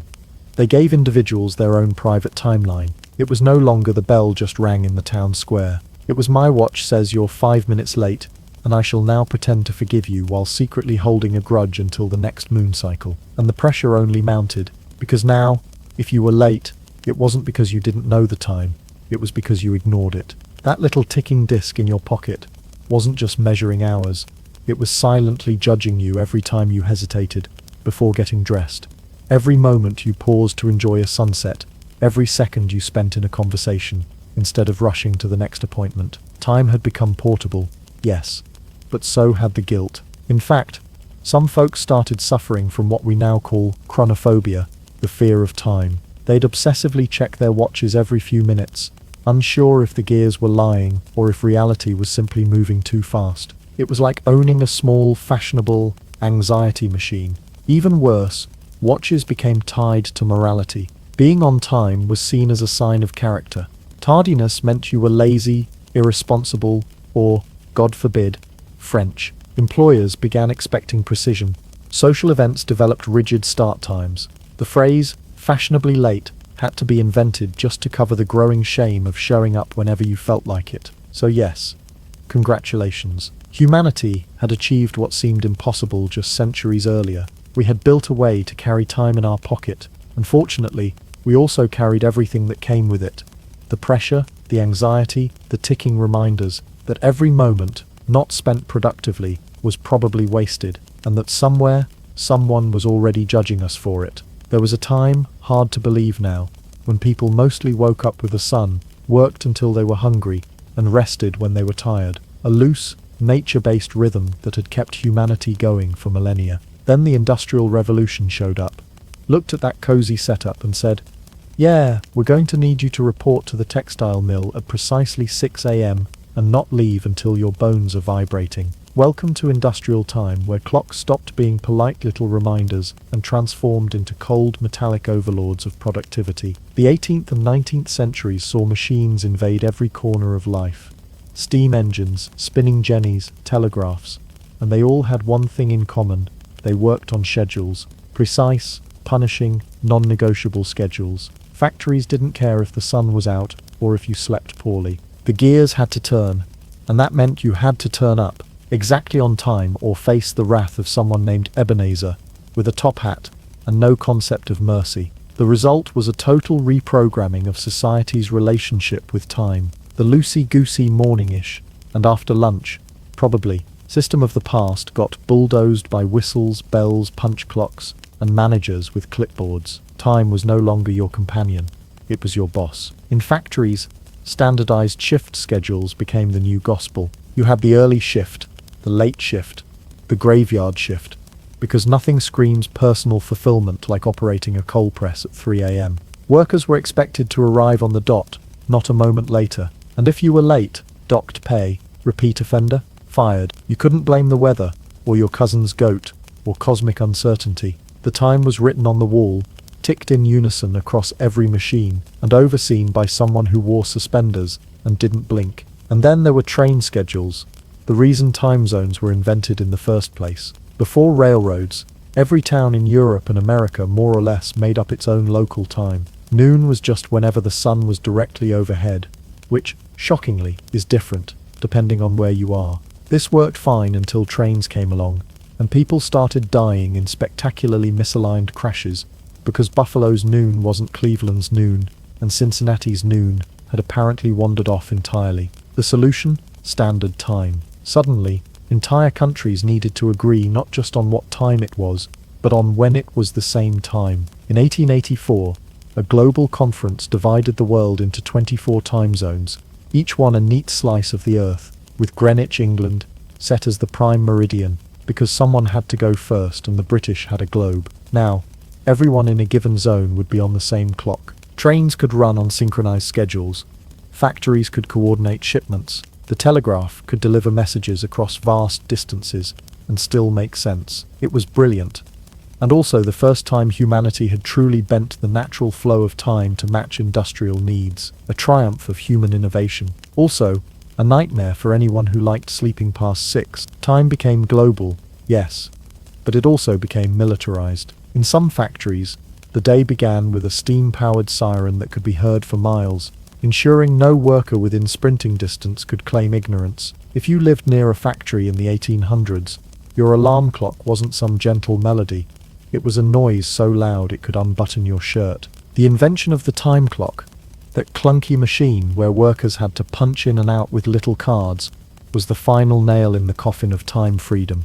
It wasn't enough to show up. You had to prove you showed up. Every second was measured, recorded, and reviewed by management, which meant every trip to the outhouse suddenly became a matter of economic risk. Bathroom breaks, timed, lunch, timed, breathing, probably also timed, if someone could figure out a cost analysis. The psychological impact was enormous. Time anxiety became part of daily life. People began obsessing over punctuality, not because it made them better humans, but because lateness got you fired. The idea of being 5 minutes late went from a mild inconvenience to a career-ending offense. And in the process, clocks, once admired tools of craftsmanship, became instruments of surveillance.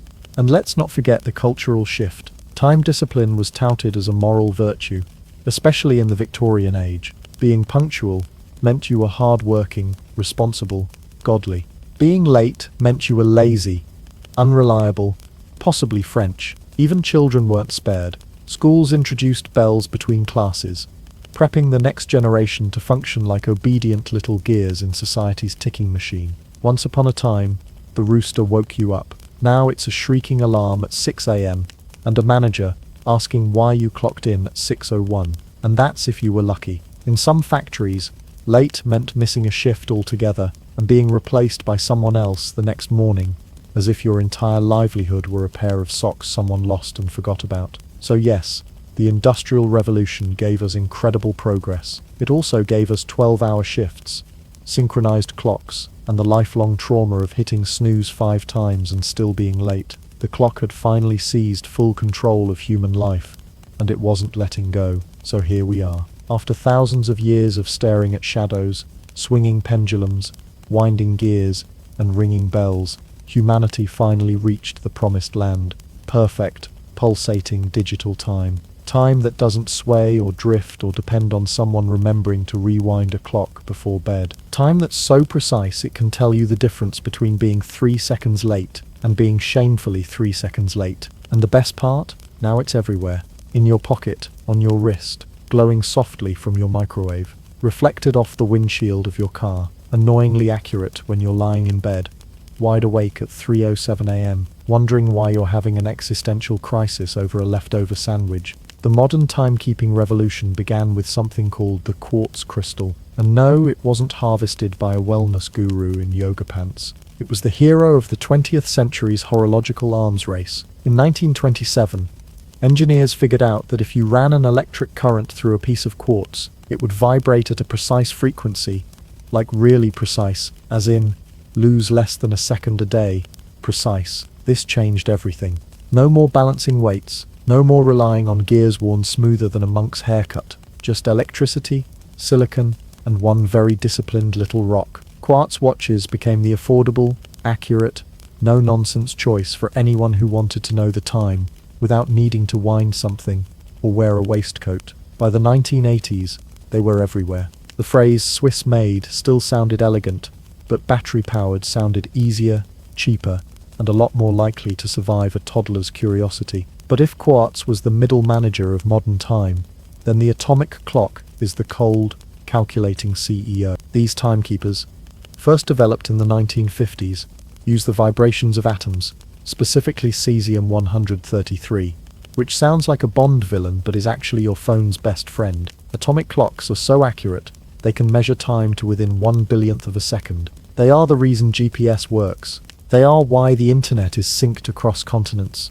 And they are in some small glowing lab buried beneath a government science building, quietly judging your inability to show up to brunch on time. With these hyper-accurate clocks came global standardization. Coordinated Universal Time, UTC, became the ultimate referee of reality. Every country, business, and Bluetooth speaker agreed to follow it. Whether you're in Tokyo or Toronto, your devices hum to the same digital drumbeat, their time signals pinging off satellites like little existential nudges. Tick, tick, tick. You're still here, still late. And yet, for all this accuracy, time today feels off. Or rather, it feels like it's constantly slipping through your fingers. That's because time is no longer just measured.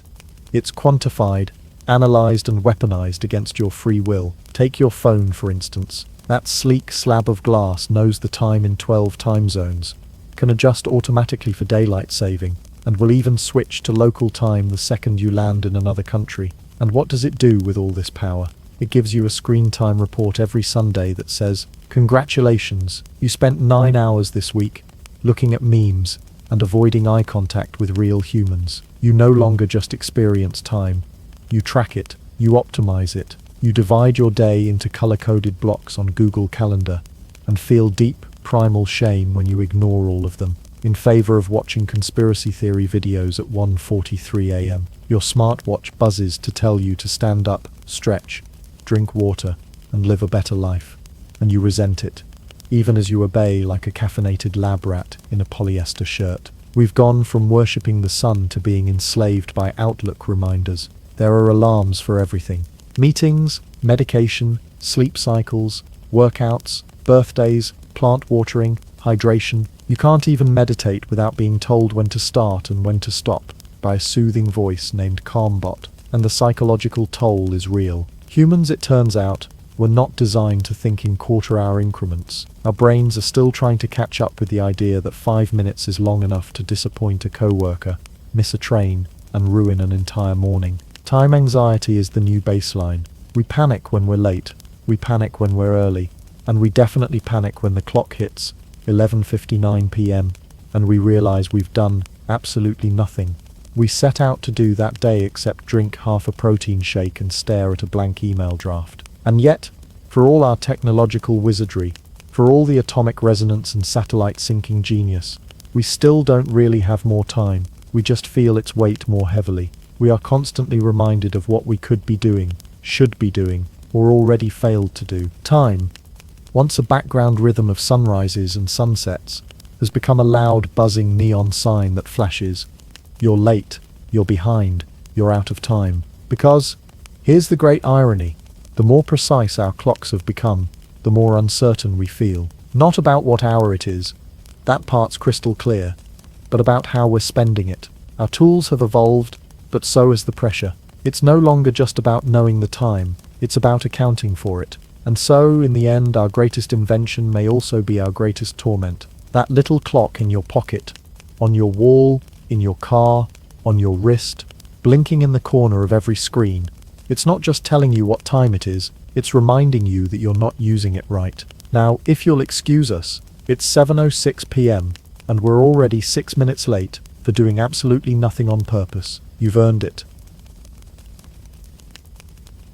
Before there were bathrooms, before there were toilets, before the glory of indoor plumbing and scented candles, there was just you, your bowels, and the great outdoors. In the prehistoric world, when Homo sapiens were just getting the hang of not being eaten by saber-tooths or accidentally inventing fire by sitting too close to it, the concept of where to poop wasn't so much a matter of etiquette as it was of survival. Let's set the scene. It's 40,000 years ago. You're a Paleolithic human with a stick, a small group of equally hairy companions, and a strong need to relieve yourself. There are no walls, no plumbing, no designated outhouse with a charming crescent moon carved in the door. Your toilet, wherever nature allowed it, and ideally, somewhere downwind. In the earliest days, going to the bathroom wasn't private, structured, or particularly dignified. It was an act of necessity dictated by terrain, weather, and whether or not a large predator might think your squatting form looked like a helpless snack. Archaeologists have actually discovered what are essentially ancient latrine sites, spots where humans regularly relieved themselves, and where compacted layers of fossilized feces called coprolites, because even ancient poop gets a fancy Latin name, have been unearthed and lovingly studied by people who went to college exactly for this. These coprolites are more than just glorified turds. They're time capsules. Inside, scientists have found seeds, bones, and parasites that tell us what prehistoric people ate, what diseases they had, and just how much fiber they were, or weren't getting. One prehistoric sample revealed the remnants of an entire rodent, tail and all, which begs many questions and answers exactly none. But even if they didn't have bathrooms, cavemen weren't just pooping willy-nilly in the middle of the campfire circle. Evidence suggests early humans developed patterns, designated defecation zones, if you will, based on practical needs. You didn't go near the food, the sleeping area, or the water source. You went away, preferably behind a bush, near a stream, or anywhere that wouldn't immediately lead to awkward eye contact with your hunting buddy. This was sanitation's first baby step, the art of pooping responsibly and wiping. Well, this was a choose-your-own-disaster sort of situation. Leaves were an obvious choice, when available and not covered in ants. But in cold, rocky regions, people used what was around: moss, smooth stones, sticks, maybe a handful of dry grass if they were lucky. If you've ever picked up a rock and thought, "This feels like something I should not put near my nether regions," congratulations.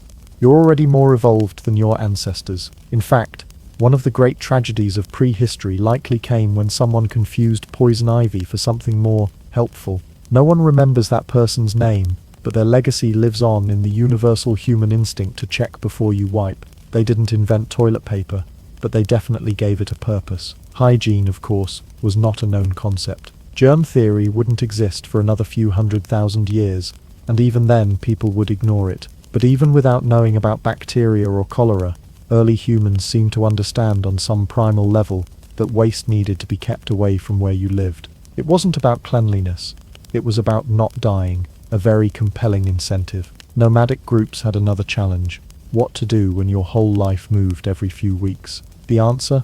Portable habits. Campsites were often left cleaner than they were found, except for those poor fossilized deposits, because leaving your waste behind was crucial to survival. No one wanted to follow the smell trail of a rival tribe who'd clearly eaten too many mammoth berries. Some anthropologists even speculate that the human instinct to seek privacy when relieving ourselves, to hide behind a bush, to go off-trail, may be an evolutionary survival mechanism. After all, when you're pants down and vulnerable, the last thing you need is a saber-toothed tiger, mistaking your crouch for weakness. Bathroom shame, more like prehistoric situational awareness. So no, cavemen didn't have toilets, they didn't have plumbing, but they had instincts, a growing sense of community rules, and an ever-increasing need to keep the poop away from the sleeping babies in the fire pit. It was messy, unpredictable, and occasionally tragic, but it was the beginning of humanity's long, sometimes heroic, mostly disgusting journey toward not pooping where we eat. Because even in the Stone Age, they knew one thing: it's all fun and games until someone slips on a surprise from last night's mammoth stew. If prehistoric humans were still figuring out where not to poop, then the Mesopotamians were the first ones to say, "Let's engineer this situation," and boy did they. While the rest of the world was busy sharpening sticks and arguing over whether mammoth meat tastes better raw or singed, the Sumerians and Babylonians were building toilets, drainage, and even sewers, all while inventing writing, mathematics, and laws on the side. No big deal. That's right. The cradle of civilization wasn't just rocking agriculture and city-states. It was quietly revolutionizing the way people disposed of what we'll call human leftovers. If the Neolithic era was just go behind a bush, then Mesopotamia was. How about we do this with clay, gravity, and a touch of divine paranoia? Let's start with the basics: toilets. Archaeologists have uncovered actual sit-down toilets from Sumer and Babylon, made from stone or baked clay. These weren't just holes in the ground. They were designed. They had smooth, sculpted bowls and cleverly sloped outlets that connected to vertical clay pipes, which, depending on the building's budget, either led to a cesspit or a primitive sewer. Congratulations, Sumerians, you invented indoor plumbing and the first "I'll fix it later" clogged toilet. These bathrooms weren't just in palaces either. Middle-class homes in places like Uruk and Lagash had them too. That means the average Mesopotamian homeowner might have actually started their day with a semi-private, gravity-assisted trip to the potty, followed of course by offering thanks to the gods, eating barley, and avoiding debt slavery. Speaking of gods, the Mesopotamians were very spiritual about their waste, literally. While they didn't have germ theory, they did have a firm belief that purity mattered, especially near holy places. Temples often had the best sanitation systems of all, with some containing built-in latrines that flushed with water collected from nearby aqueducts or cisterns. Because if you were going to drop the kids off at the divine pool, you better make sure it didn't smell like an open trench. In fact, in the famous city of Nippur, priests went to great lengths to ensure temple cleanliness. Latrines were hidden, water was constantly moving, and waste was shuttled discreetly away from sacred zones, not because they understood bacteria, but because Enlil doesn't want to smell your sins. But the real MVP of ancient sanitation, gravity. Mesopotamians mastered the art of, if it's gross, make it go downhill. Their cities featured sloped streets, clay-lined gutters, and underfloor drainage that carried wastewater away from residential zones and into, well,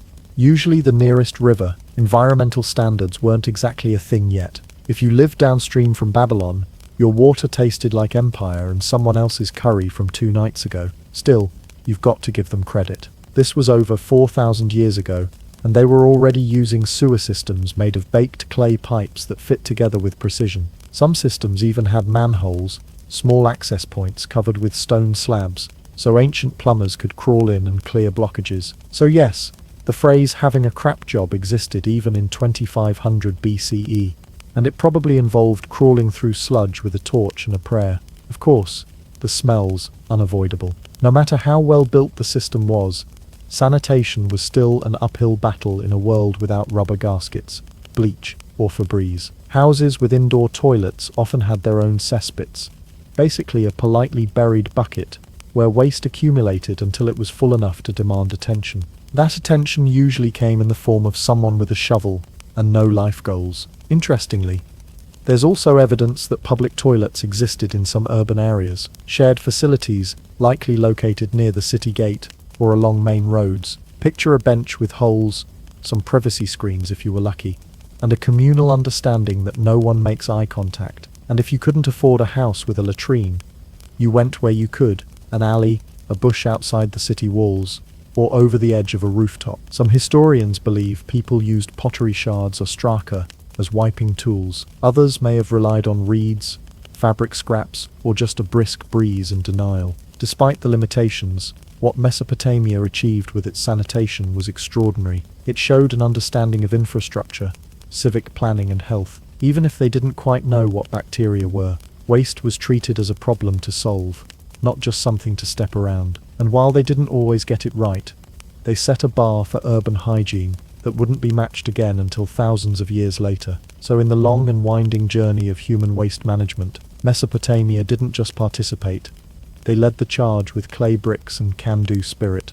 And yes, they also invented writing, which means they might have even documented their toilet issues. Somewhere out there could be a cuneiform tablet that literally says, "Drain clogged again. Blame Ur-Narmu. He never flushes." Ah, Rome.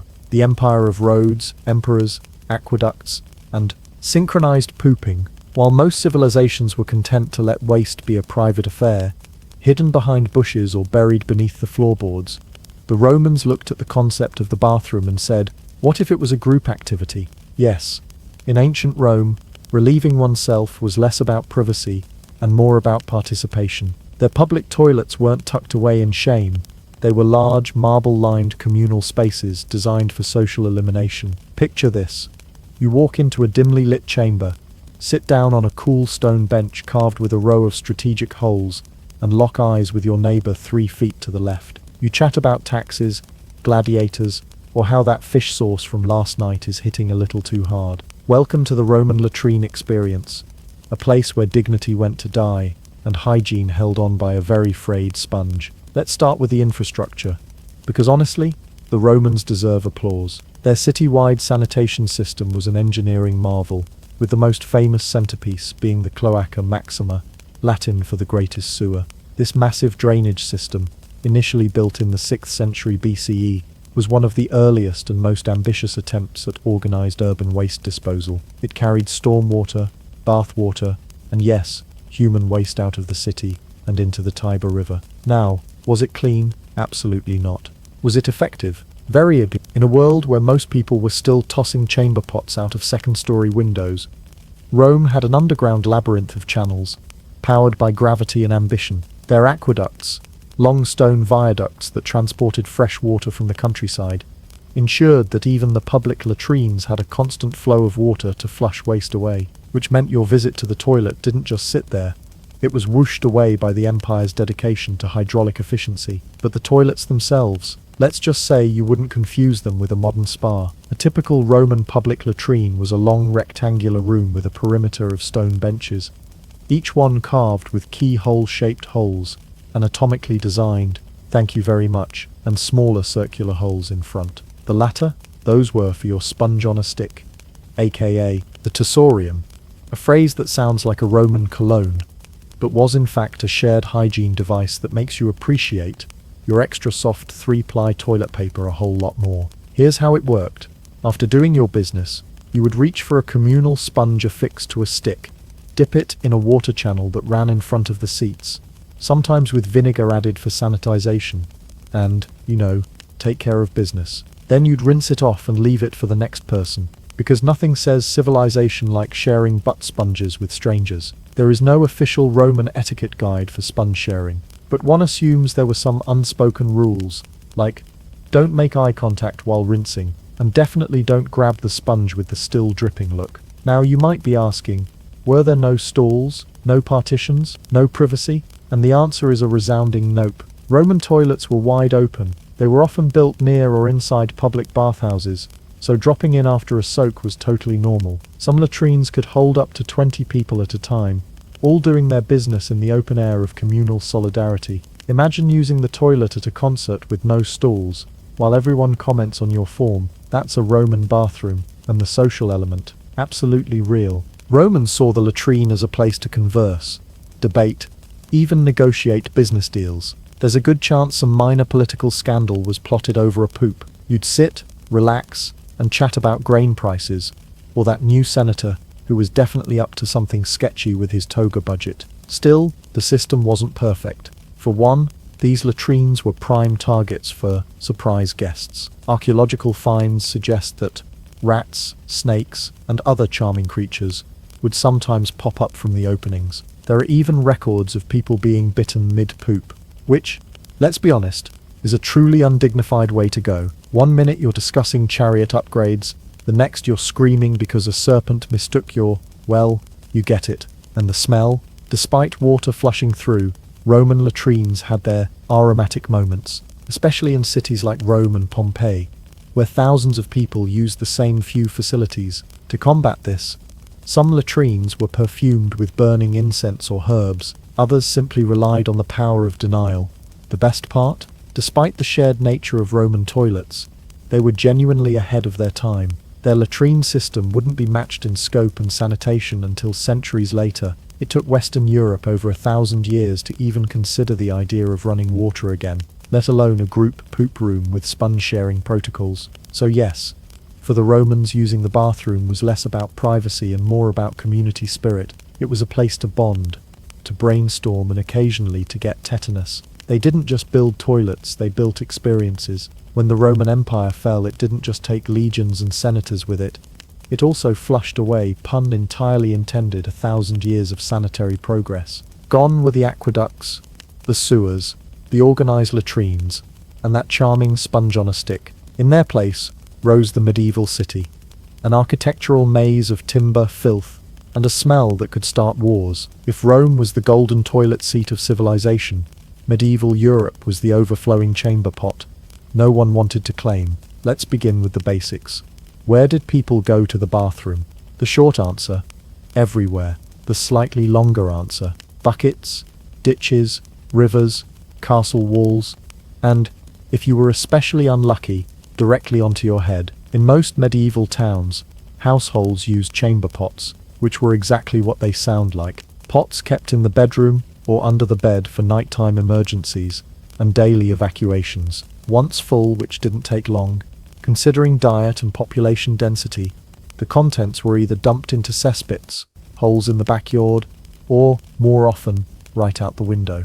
This is where medieval sanitation truly shines, if by shines you mean causes trauma. You see, there were no plumbing systems, no public waste infrastructure, and absolutely no filters on human behavior. People would literally open their upstairs shutters and shout some version of Garde l'eau, from the French Regarde l'eau, or watch out for the water, before flinging the contents of their chamber pots into the street below. The polite ones gave you warning. The others? Well, let's just say walking in a medieval city wasn't a leisure activity. It was an adrenaline sport. It's no coincidence that many medieval homes had overhanging upper stories, and city streets were famously narrow. That meant the street below became a natural trough for everything from rotten vegetables to week-old stew, to very, very unloved chamber pot contents. This gave rise to the medieval version of survival instinct: never walk too close to the buildings, which is why the phrase, "don't walk under balconies," wasn't romantic advice.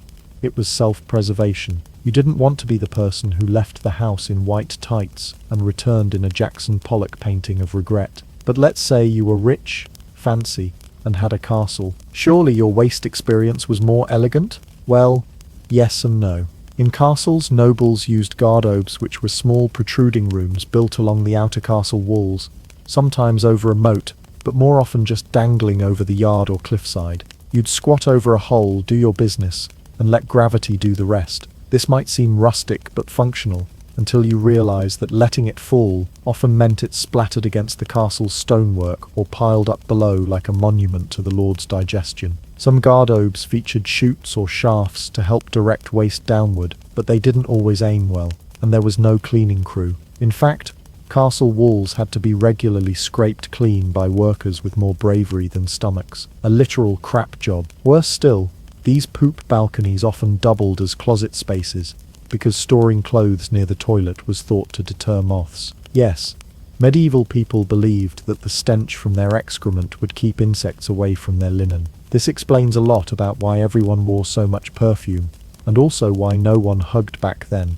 And what about public spaces? Well, medieval cities, especially the fast-growing ones like Paris and London, became open-air toilets. Some wealthier towns built basic public latrines, but they were rare, poorly maintained, and generally avoided unless you had a robust immune system and a strong aversion to privacy. In many places, rivers did double duty as water source and sewage system.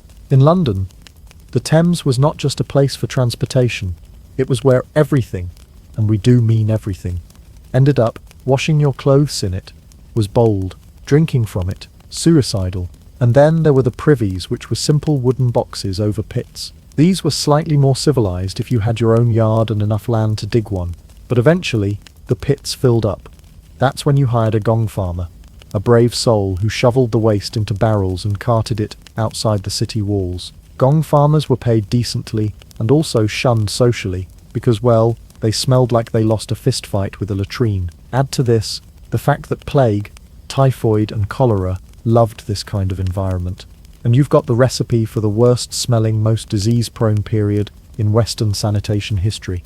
Doctors had no idea how germs worked, but they did figure out that smells were bad. So people carried around pomanders, perfume balls, stuffed herbs into their clothes, or walked with handkerchiefs over their noses, like 14th century germaphobes. These methods didn't stop disease, but at least it spared the nose. In short, The medieval period was a 1,000-year step backwards in bodily business. No pipes, no planning, just pee in a pot and pray for rain. Cities were beautiful from a distance, but once you got close, the streets were slick with sorrow. And yet, somehow, people survived. They adapted, and they paved, sometimes literally, the way for sanitation reform in the centuries to come. Because after centuries of dodging airborne feces and washing your socks in human soup, even the medieval world eventually had to ask, is there maybe a better way? When we think of royalty, we imagine silks, chandeliers, and excessive amounts of gold leaf on ceilings no one ever looks at. But the truth is, for all the pomp and powdered wigs, palace life in pre-modern Europe was essentially a perfume-scented illusion, especially when it came to toilets. Behind the velvet curtains and beneath the velvet robes lurked a far less glamorous reality. The royal bathroom situation was absolutely foul. Yes, kings and queens ruled over vast territories, commissioned opulent art, and threw banquets so extravagant they made peasants faint just thinking about the leftovers. But when nature called, the most powerful people in the world had to deal with chamber pots, wooden thrones with holes, and attendants who were way too involved in the process. Because if you were a noble, going to the bathroom wasn't just a private act, it was an event, complete with staff, rituals, and lingering smells. Let's begin with the golden elephant in the room. Versailles, the glittering palace of Louis XIV, aka the Sun King, aka the man who took extra and turned it into national policy. While Versailles dazzled with its gold-trimmed halls and fountains, it also had an infamous stink problem that no amount of perfume could fully cover.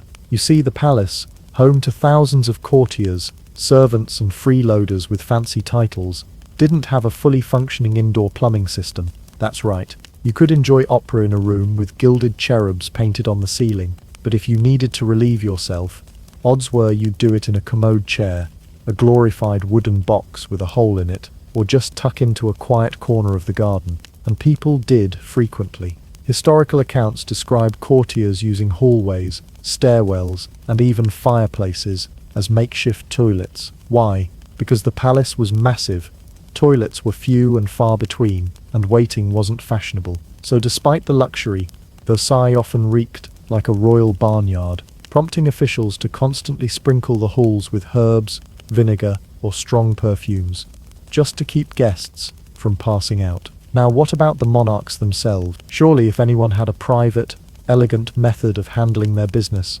it was the king. Well, sort of. Royalty did indeed have special toilets.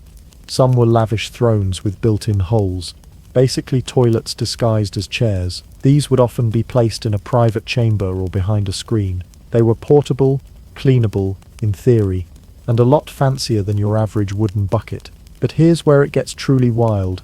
The monarch didn't go alone. Enter one of history's most peculiar and intimate job titles. The groom of the stool. Yes, this was a real position in the English royal household, starting in the 15th century and continuing for centuries. The groom of the stool was responsible for managing the king's bathroom needs, from preparing his chamber pot and ensuring privacy, to standing by in case the king needed, well, assistance. The job required absolute discretion, loyalty, and a stomach of iron. It was also weirdly prestigious, because if you were the one person the king trusted during his most vulnerable moments, you were probably also trusted with private counsel and political secrets. One groom of the stool, Hugh Dennis, was so close to King Henry VII that he reportedly had major influence over court affairs. Imagine that, your career starts with wiping a royal butt and ends with whispering advice on foreign policy. That's the monarchy for you.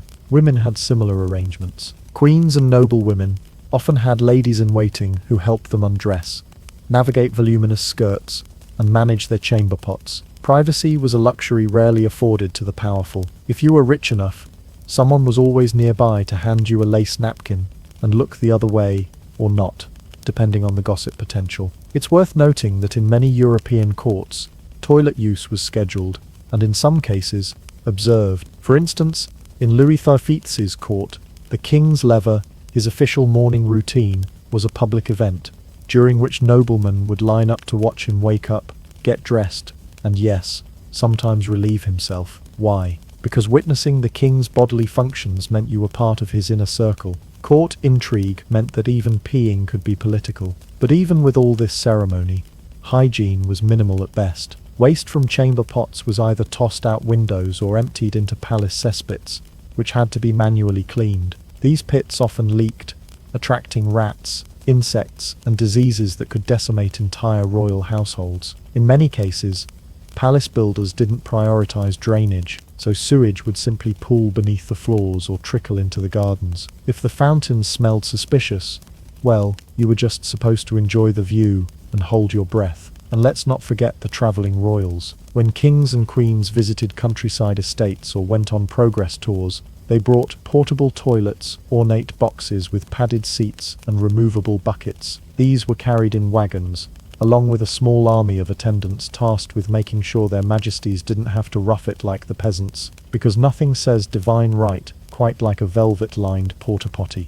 In the end, palace life was glamorous in theory and rancid in practice. No matter how many jewels sparkled on your crown, there was no escaping the reality of bodily functions in a pre-plumbing world. Sanitation lagged centuries behind architecture, and everyone, from stable boy to sovereign, had to find ways to balance opulence with odour.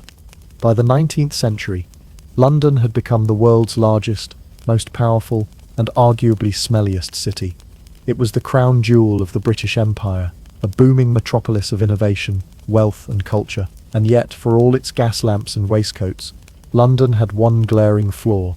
It smelled like a backed-up outhouse during a heatwave. Enter the summer of 1858, forever remembered as the season of the Great Stink, when the River Thames, London's main waterway and accidental toilet, reached such a state of olfactory assault that even Parliament couldn't stand itself. This was the moment when centuries of sewage negligence boiled over, quite literally, and forced an entire empire to admit, right, we should probably do something about all the poop. To understand just how bad things had gotten, you have to imagine London before proper plumbing. For much of the 18th and early 19th centuries, most homes didn't have toilets connected to anything remotely resembling a sewer. Instead, they had cesspits, which were pits dug under houses or in yards where waste simply accumulated. And when those filled up, as they often did, you either hired someone to shovel it out, a job for the night soil men, or more often, you just let it overflow into the nearest ditch,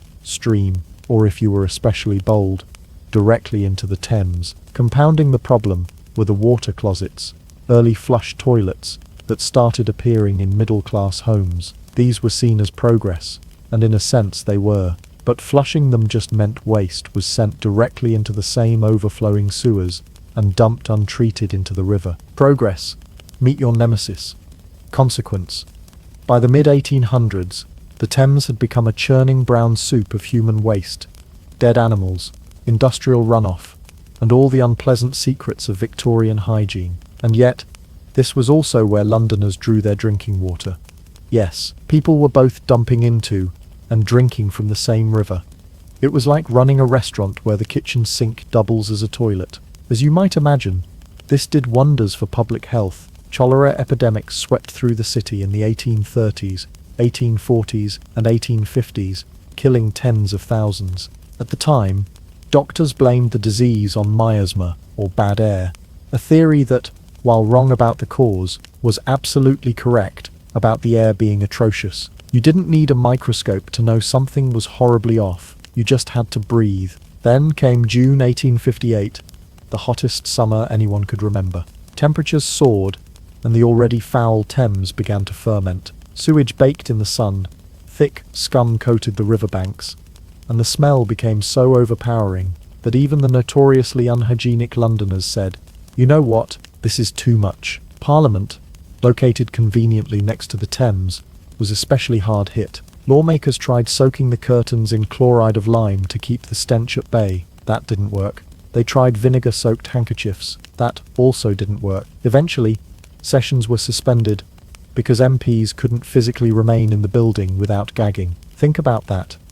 The people who ruled a quarter of the globe fled their workplace because the river smelled like death's armpit. At last, London could no longer ignore the obvious. Enter the hero of our story, Joseph Bazalgette, a civil engineer with a name like a Bond villain and a brain like a sewer-sorting supercomputer. He was tasked with designing and building a system that would once and for all get London's waste out of the city and away from everyone's noses. Bazalgette's plan was audacious and brilliant. A network of intercepting sewers that ran along the river, collecting waste and transporting it downriver, far from where people lived and drew their water. He built over 1,100 miles of underground brick tunnels, so strong that many are still in use today. And instead of just building for the current population, he doubled the pipe size to anticipate future growth, a rare moment of 19th century foresight, likely inspired by decades of sewage-induced trauma. The crown jewel of Bazalgette's system was the embankments along the Thames, massive, elegant walls that not only helped hold back the tide, but also hid the sewers beneath them, keeping Victorian sensibilities and noses unoffended. Waste was carried miles downstream and eventually dumped into the estuary. Not perfect, but progress. By the early 1860s, the new system was operational, and the difference was immediate. The river was still a bit grotty. Centuries of bad habits don't vanish overnight, but the great stink was over, and cholera outbreaks began to decline. For the first time in history, a major city had invested in modern, centralized sanitation infrastructure, and they did it not because they suddenly cared about germs, but because they couldn't breathe. The moral of the story: sometimes, change only comes when things get so disgusting that even politicians notice. The Great Stink was one of history's most pungent wake-up calls, and it taught the world that sanitation isn't just about comfort.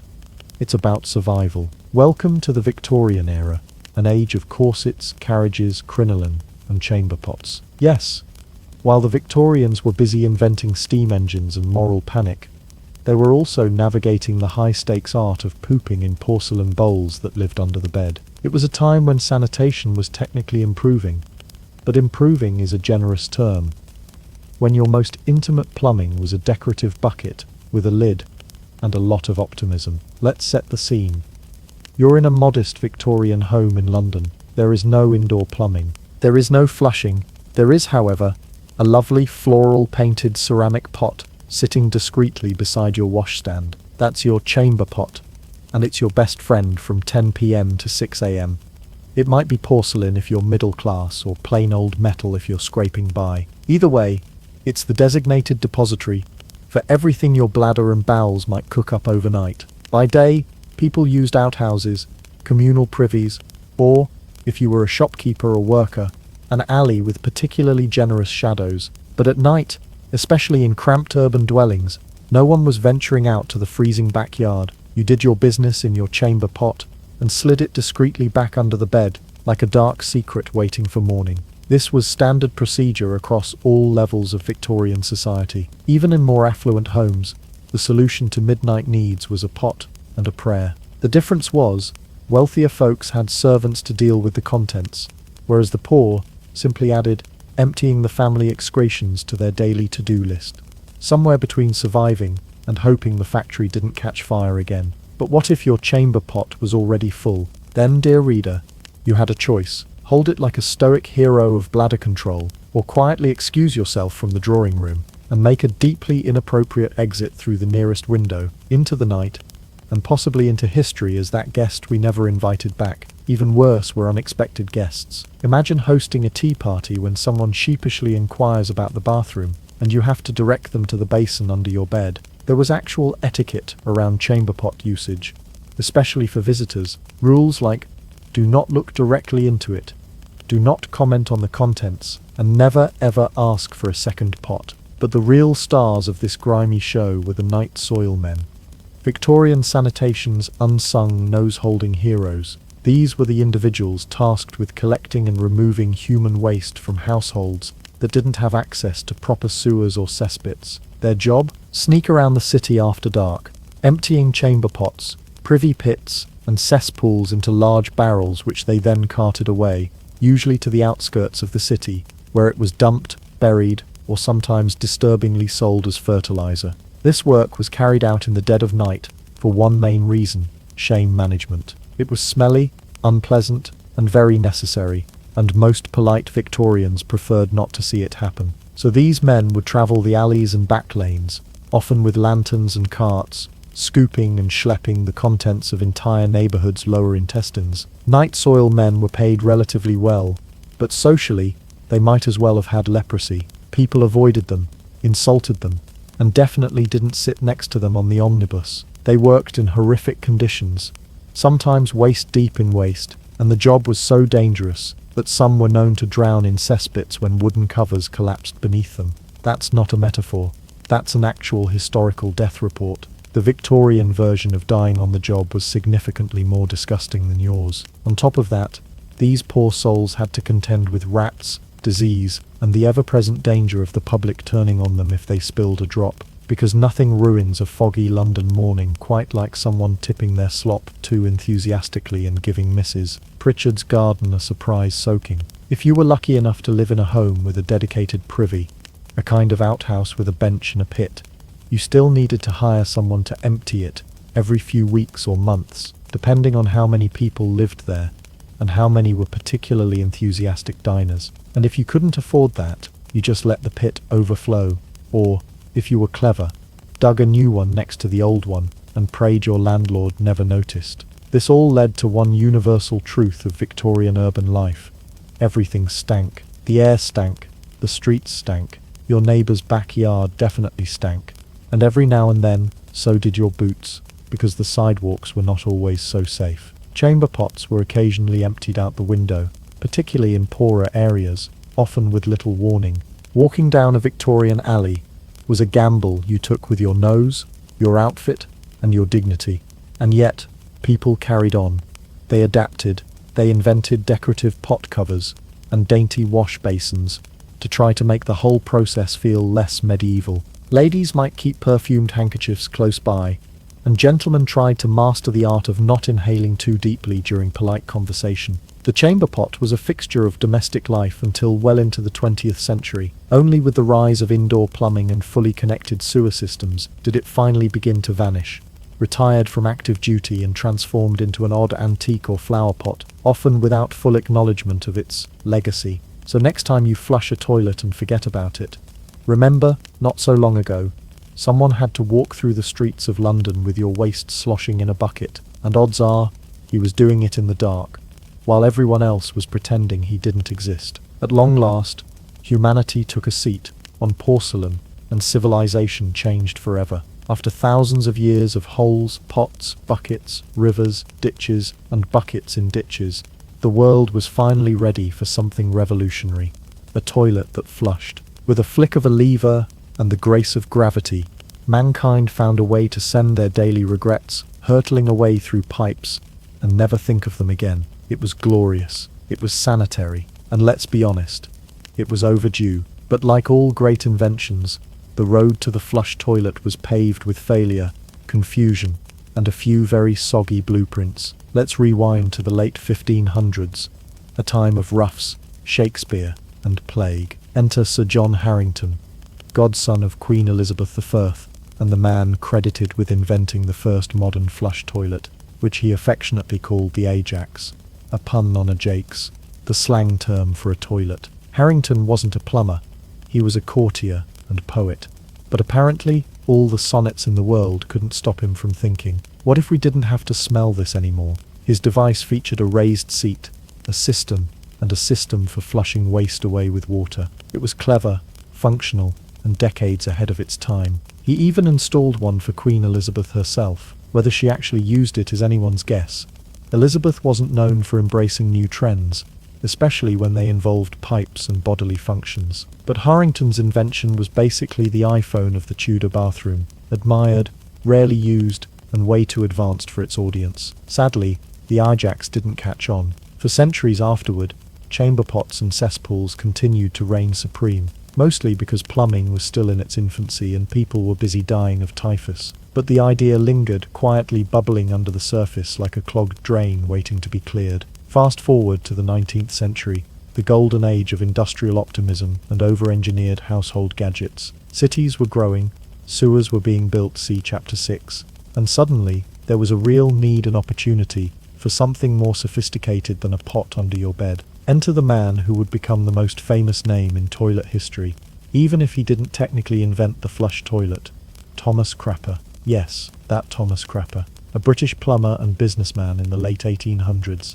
Crapper didn't invent the flushing toilet, but he did perfect it, mass market it, and most importantly, brand it. He founded a plumbing company that outfitted royal homes and high-end hotels, and he popularized the use of the pull chain cistern, which created a satisfying whoosh that delighted Victorians and mystified their pets. Crapper was also an innovator.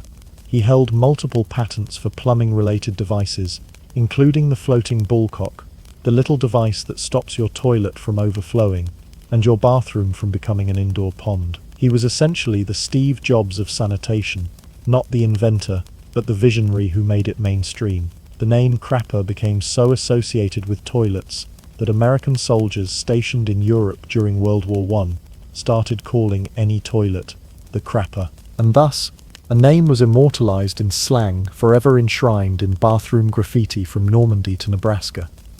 By the early 20th century, the flush toilet had become more than just a gadget. It was a status symbol. Having one in your home meant you were part of the modern world. It said, "I've arrived. I wear trousers, read the newspaper, and my excrement disappears with water pressure." It was the clean, quiet miracle of the middle class, and it was proudly displayed in bathrooms with shining brass levers and decorative lids. Of course, early toilets weren't perfect. Some required multiple flushes to finish the job. Others had seats so cold in winter they doubled as a form of personal penance. And because they were new, some guests didn't know how to use them, resulting in house parties that ended in tears and expensive cleanup. But the cultural impact was undeniable. For centuries, people had hidden their waste-related activities in sheds, behind bushes or under beds. Now, thanks to white porcelain and a good water main, people could go in dignified solitude, surrounded by floral wallpaper and judgmental cats. Magazines began printing toilet ads, complete with smiling couples and oddly formal phrases like "delightfully hygienic" or "a gentleman's retreat." Plumbing companies started using phrases like "modern convenience," which is 19th century code, for finally, your home doesn't smell like sadness. And slowly, toilets became standard, not just in rich households, but in public buildings, factories, schools, and eventually, thanks to citywide plumbing systems, everyone's home. Governments started regulating sewer systems, architects began designing homes with actual bathrooms, and indoor plumbing transformed from a luxury to an expectation. The modern toilet wasn't just a convenience, it was a quiet revolution. It redefined privacy, improved health, and fundamentally changed how we build our homes and live our lives. Suddenly, you didn't have to think about your waste once it left your body. The toilet flushed, and that was that. Civilization had reached a point where one of life's most unpleasant necessities could be handled in silence and style. So yes, humanity had finally made it, a porcelain monument to personal relief, sitting like a crown jewel in every respectable home. And if that's not progress, what is? You might think a toilet is just a toilet. Porcelain bowl, handle, swoosh, done. But once you start traveling, or even just Googling other countries' plumbing, you quickly realize humanity has invented dozens of ways to deal with the universal problem of what now, after eating a big lunch.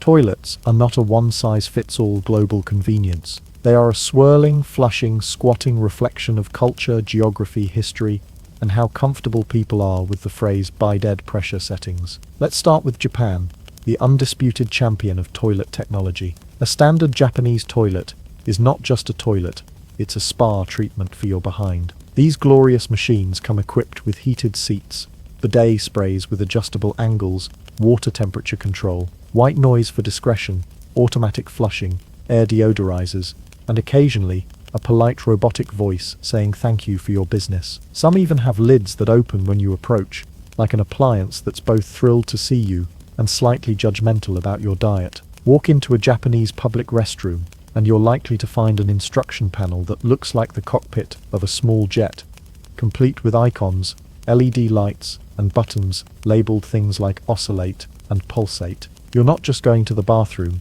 you're entering a relationship with a highly advanced piece of plumbing that's about to make some choices on your behalf. On the flip side, in many parts of the world, especially rural or low-income regions, the luxury of a fancy toilet, or any toilet, is still out of reach. According to the WHO, over 3.5 billion people still lack access to safe sanitation. In some places, it's an open field. In others, it's a latrine with a wooden plank and a bucket. And in areas without sewage systems, pit toilets or composting toilets serve as the main solution. Composting toilets might sound like a hipster garden accessory, but they're actually a serious innovation in waterless sanitation. These toilets separate liquid and solid waste, often use sawdust or peat moss to manage smell, and over time convert your offerings into something vaguely like mulch. It's practical, sustainable, and environmentally friendly.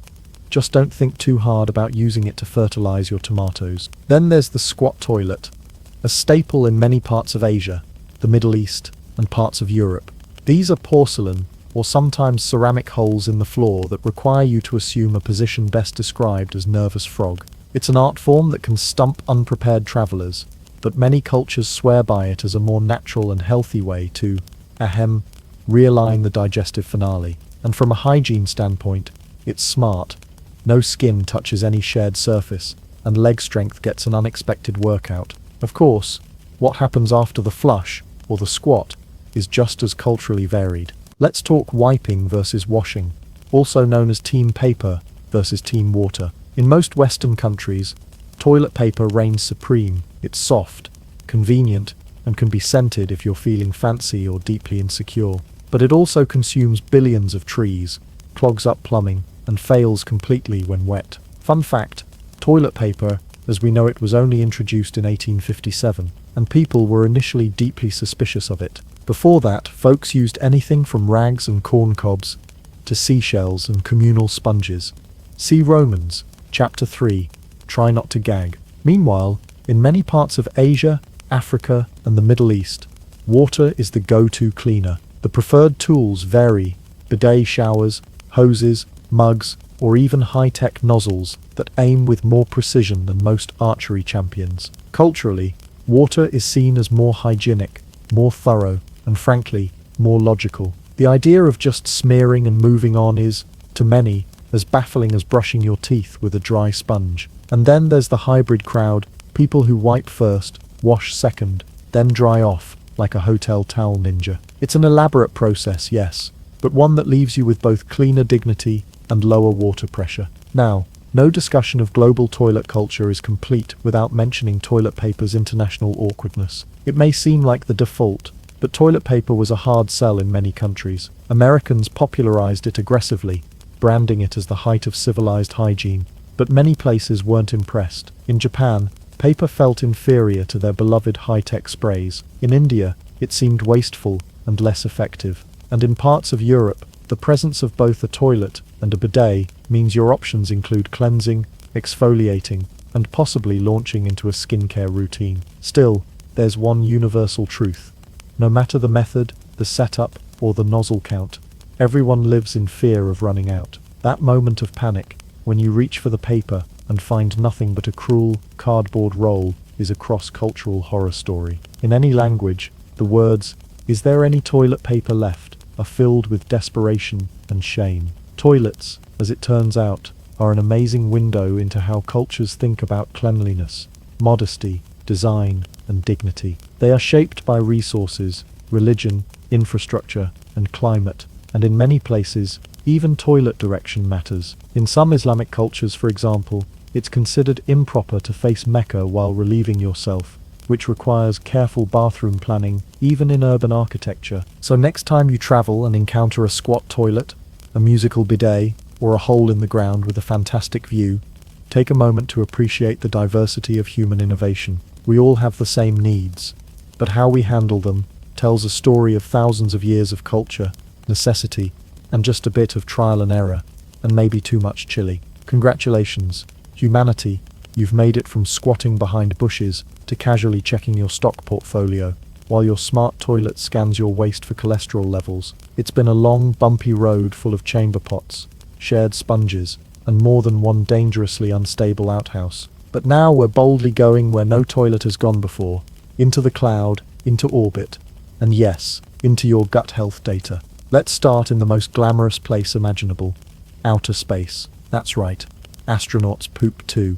and it's a logistical nightmare. On Earth, gravity does all the hard work. In space, well, things float, including, NASA has spent tens of millions of dollars designing toilets that can handle the fine art of zero-gravity defecation. The current iteration aboard the International Space Station, ISS, is called the Universal Waste Management System, a name that sounds like it should belong to a dystopian bureaucratic agency, but is in fact the pinnacle of poop technology. How does it work? With airflow suction, vacuum chambers, and a complex system of hoses, fans and containment units that ensure what leaves your body stays in the toilet. There's a foot restraint system to keep astronauts from floating off mid-business, and a urine funnel attached to a hose that looks like it was borrowed from a sci-fi hardware store. Oh, and the whole contraption comes with a 100-page user manual, which is exactly what you want when you're in a hurry. But why spend so much money and effort on a space toilet?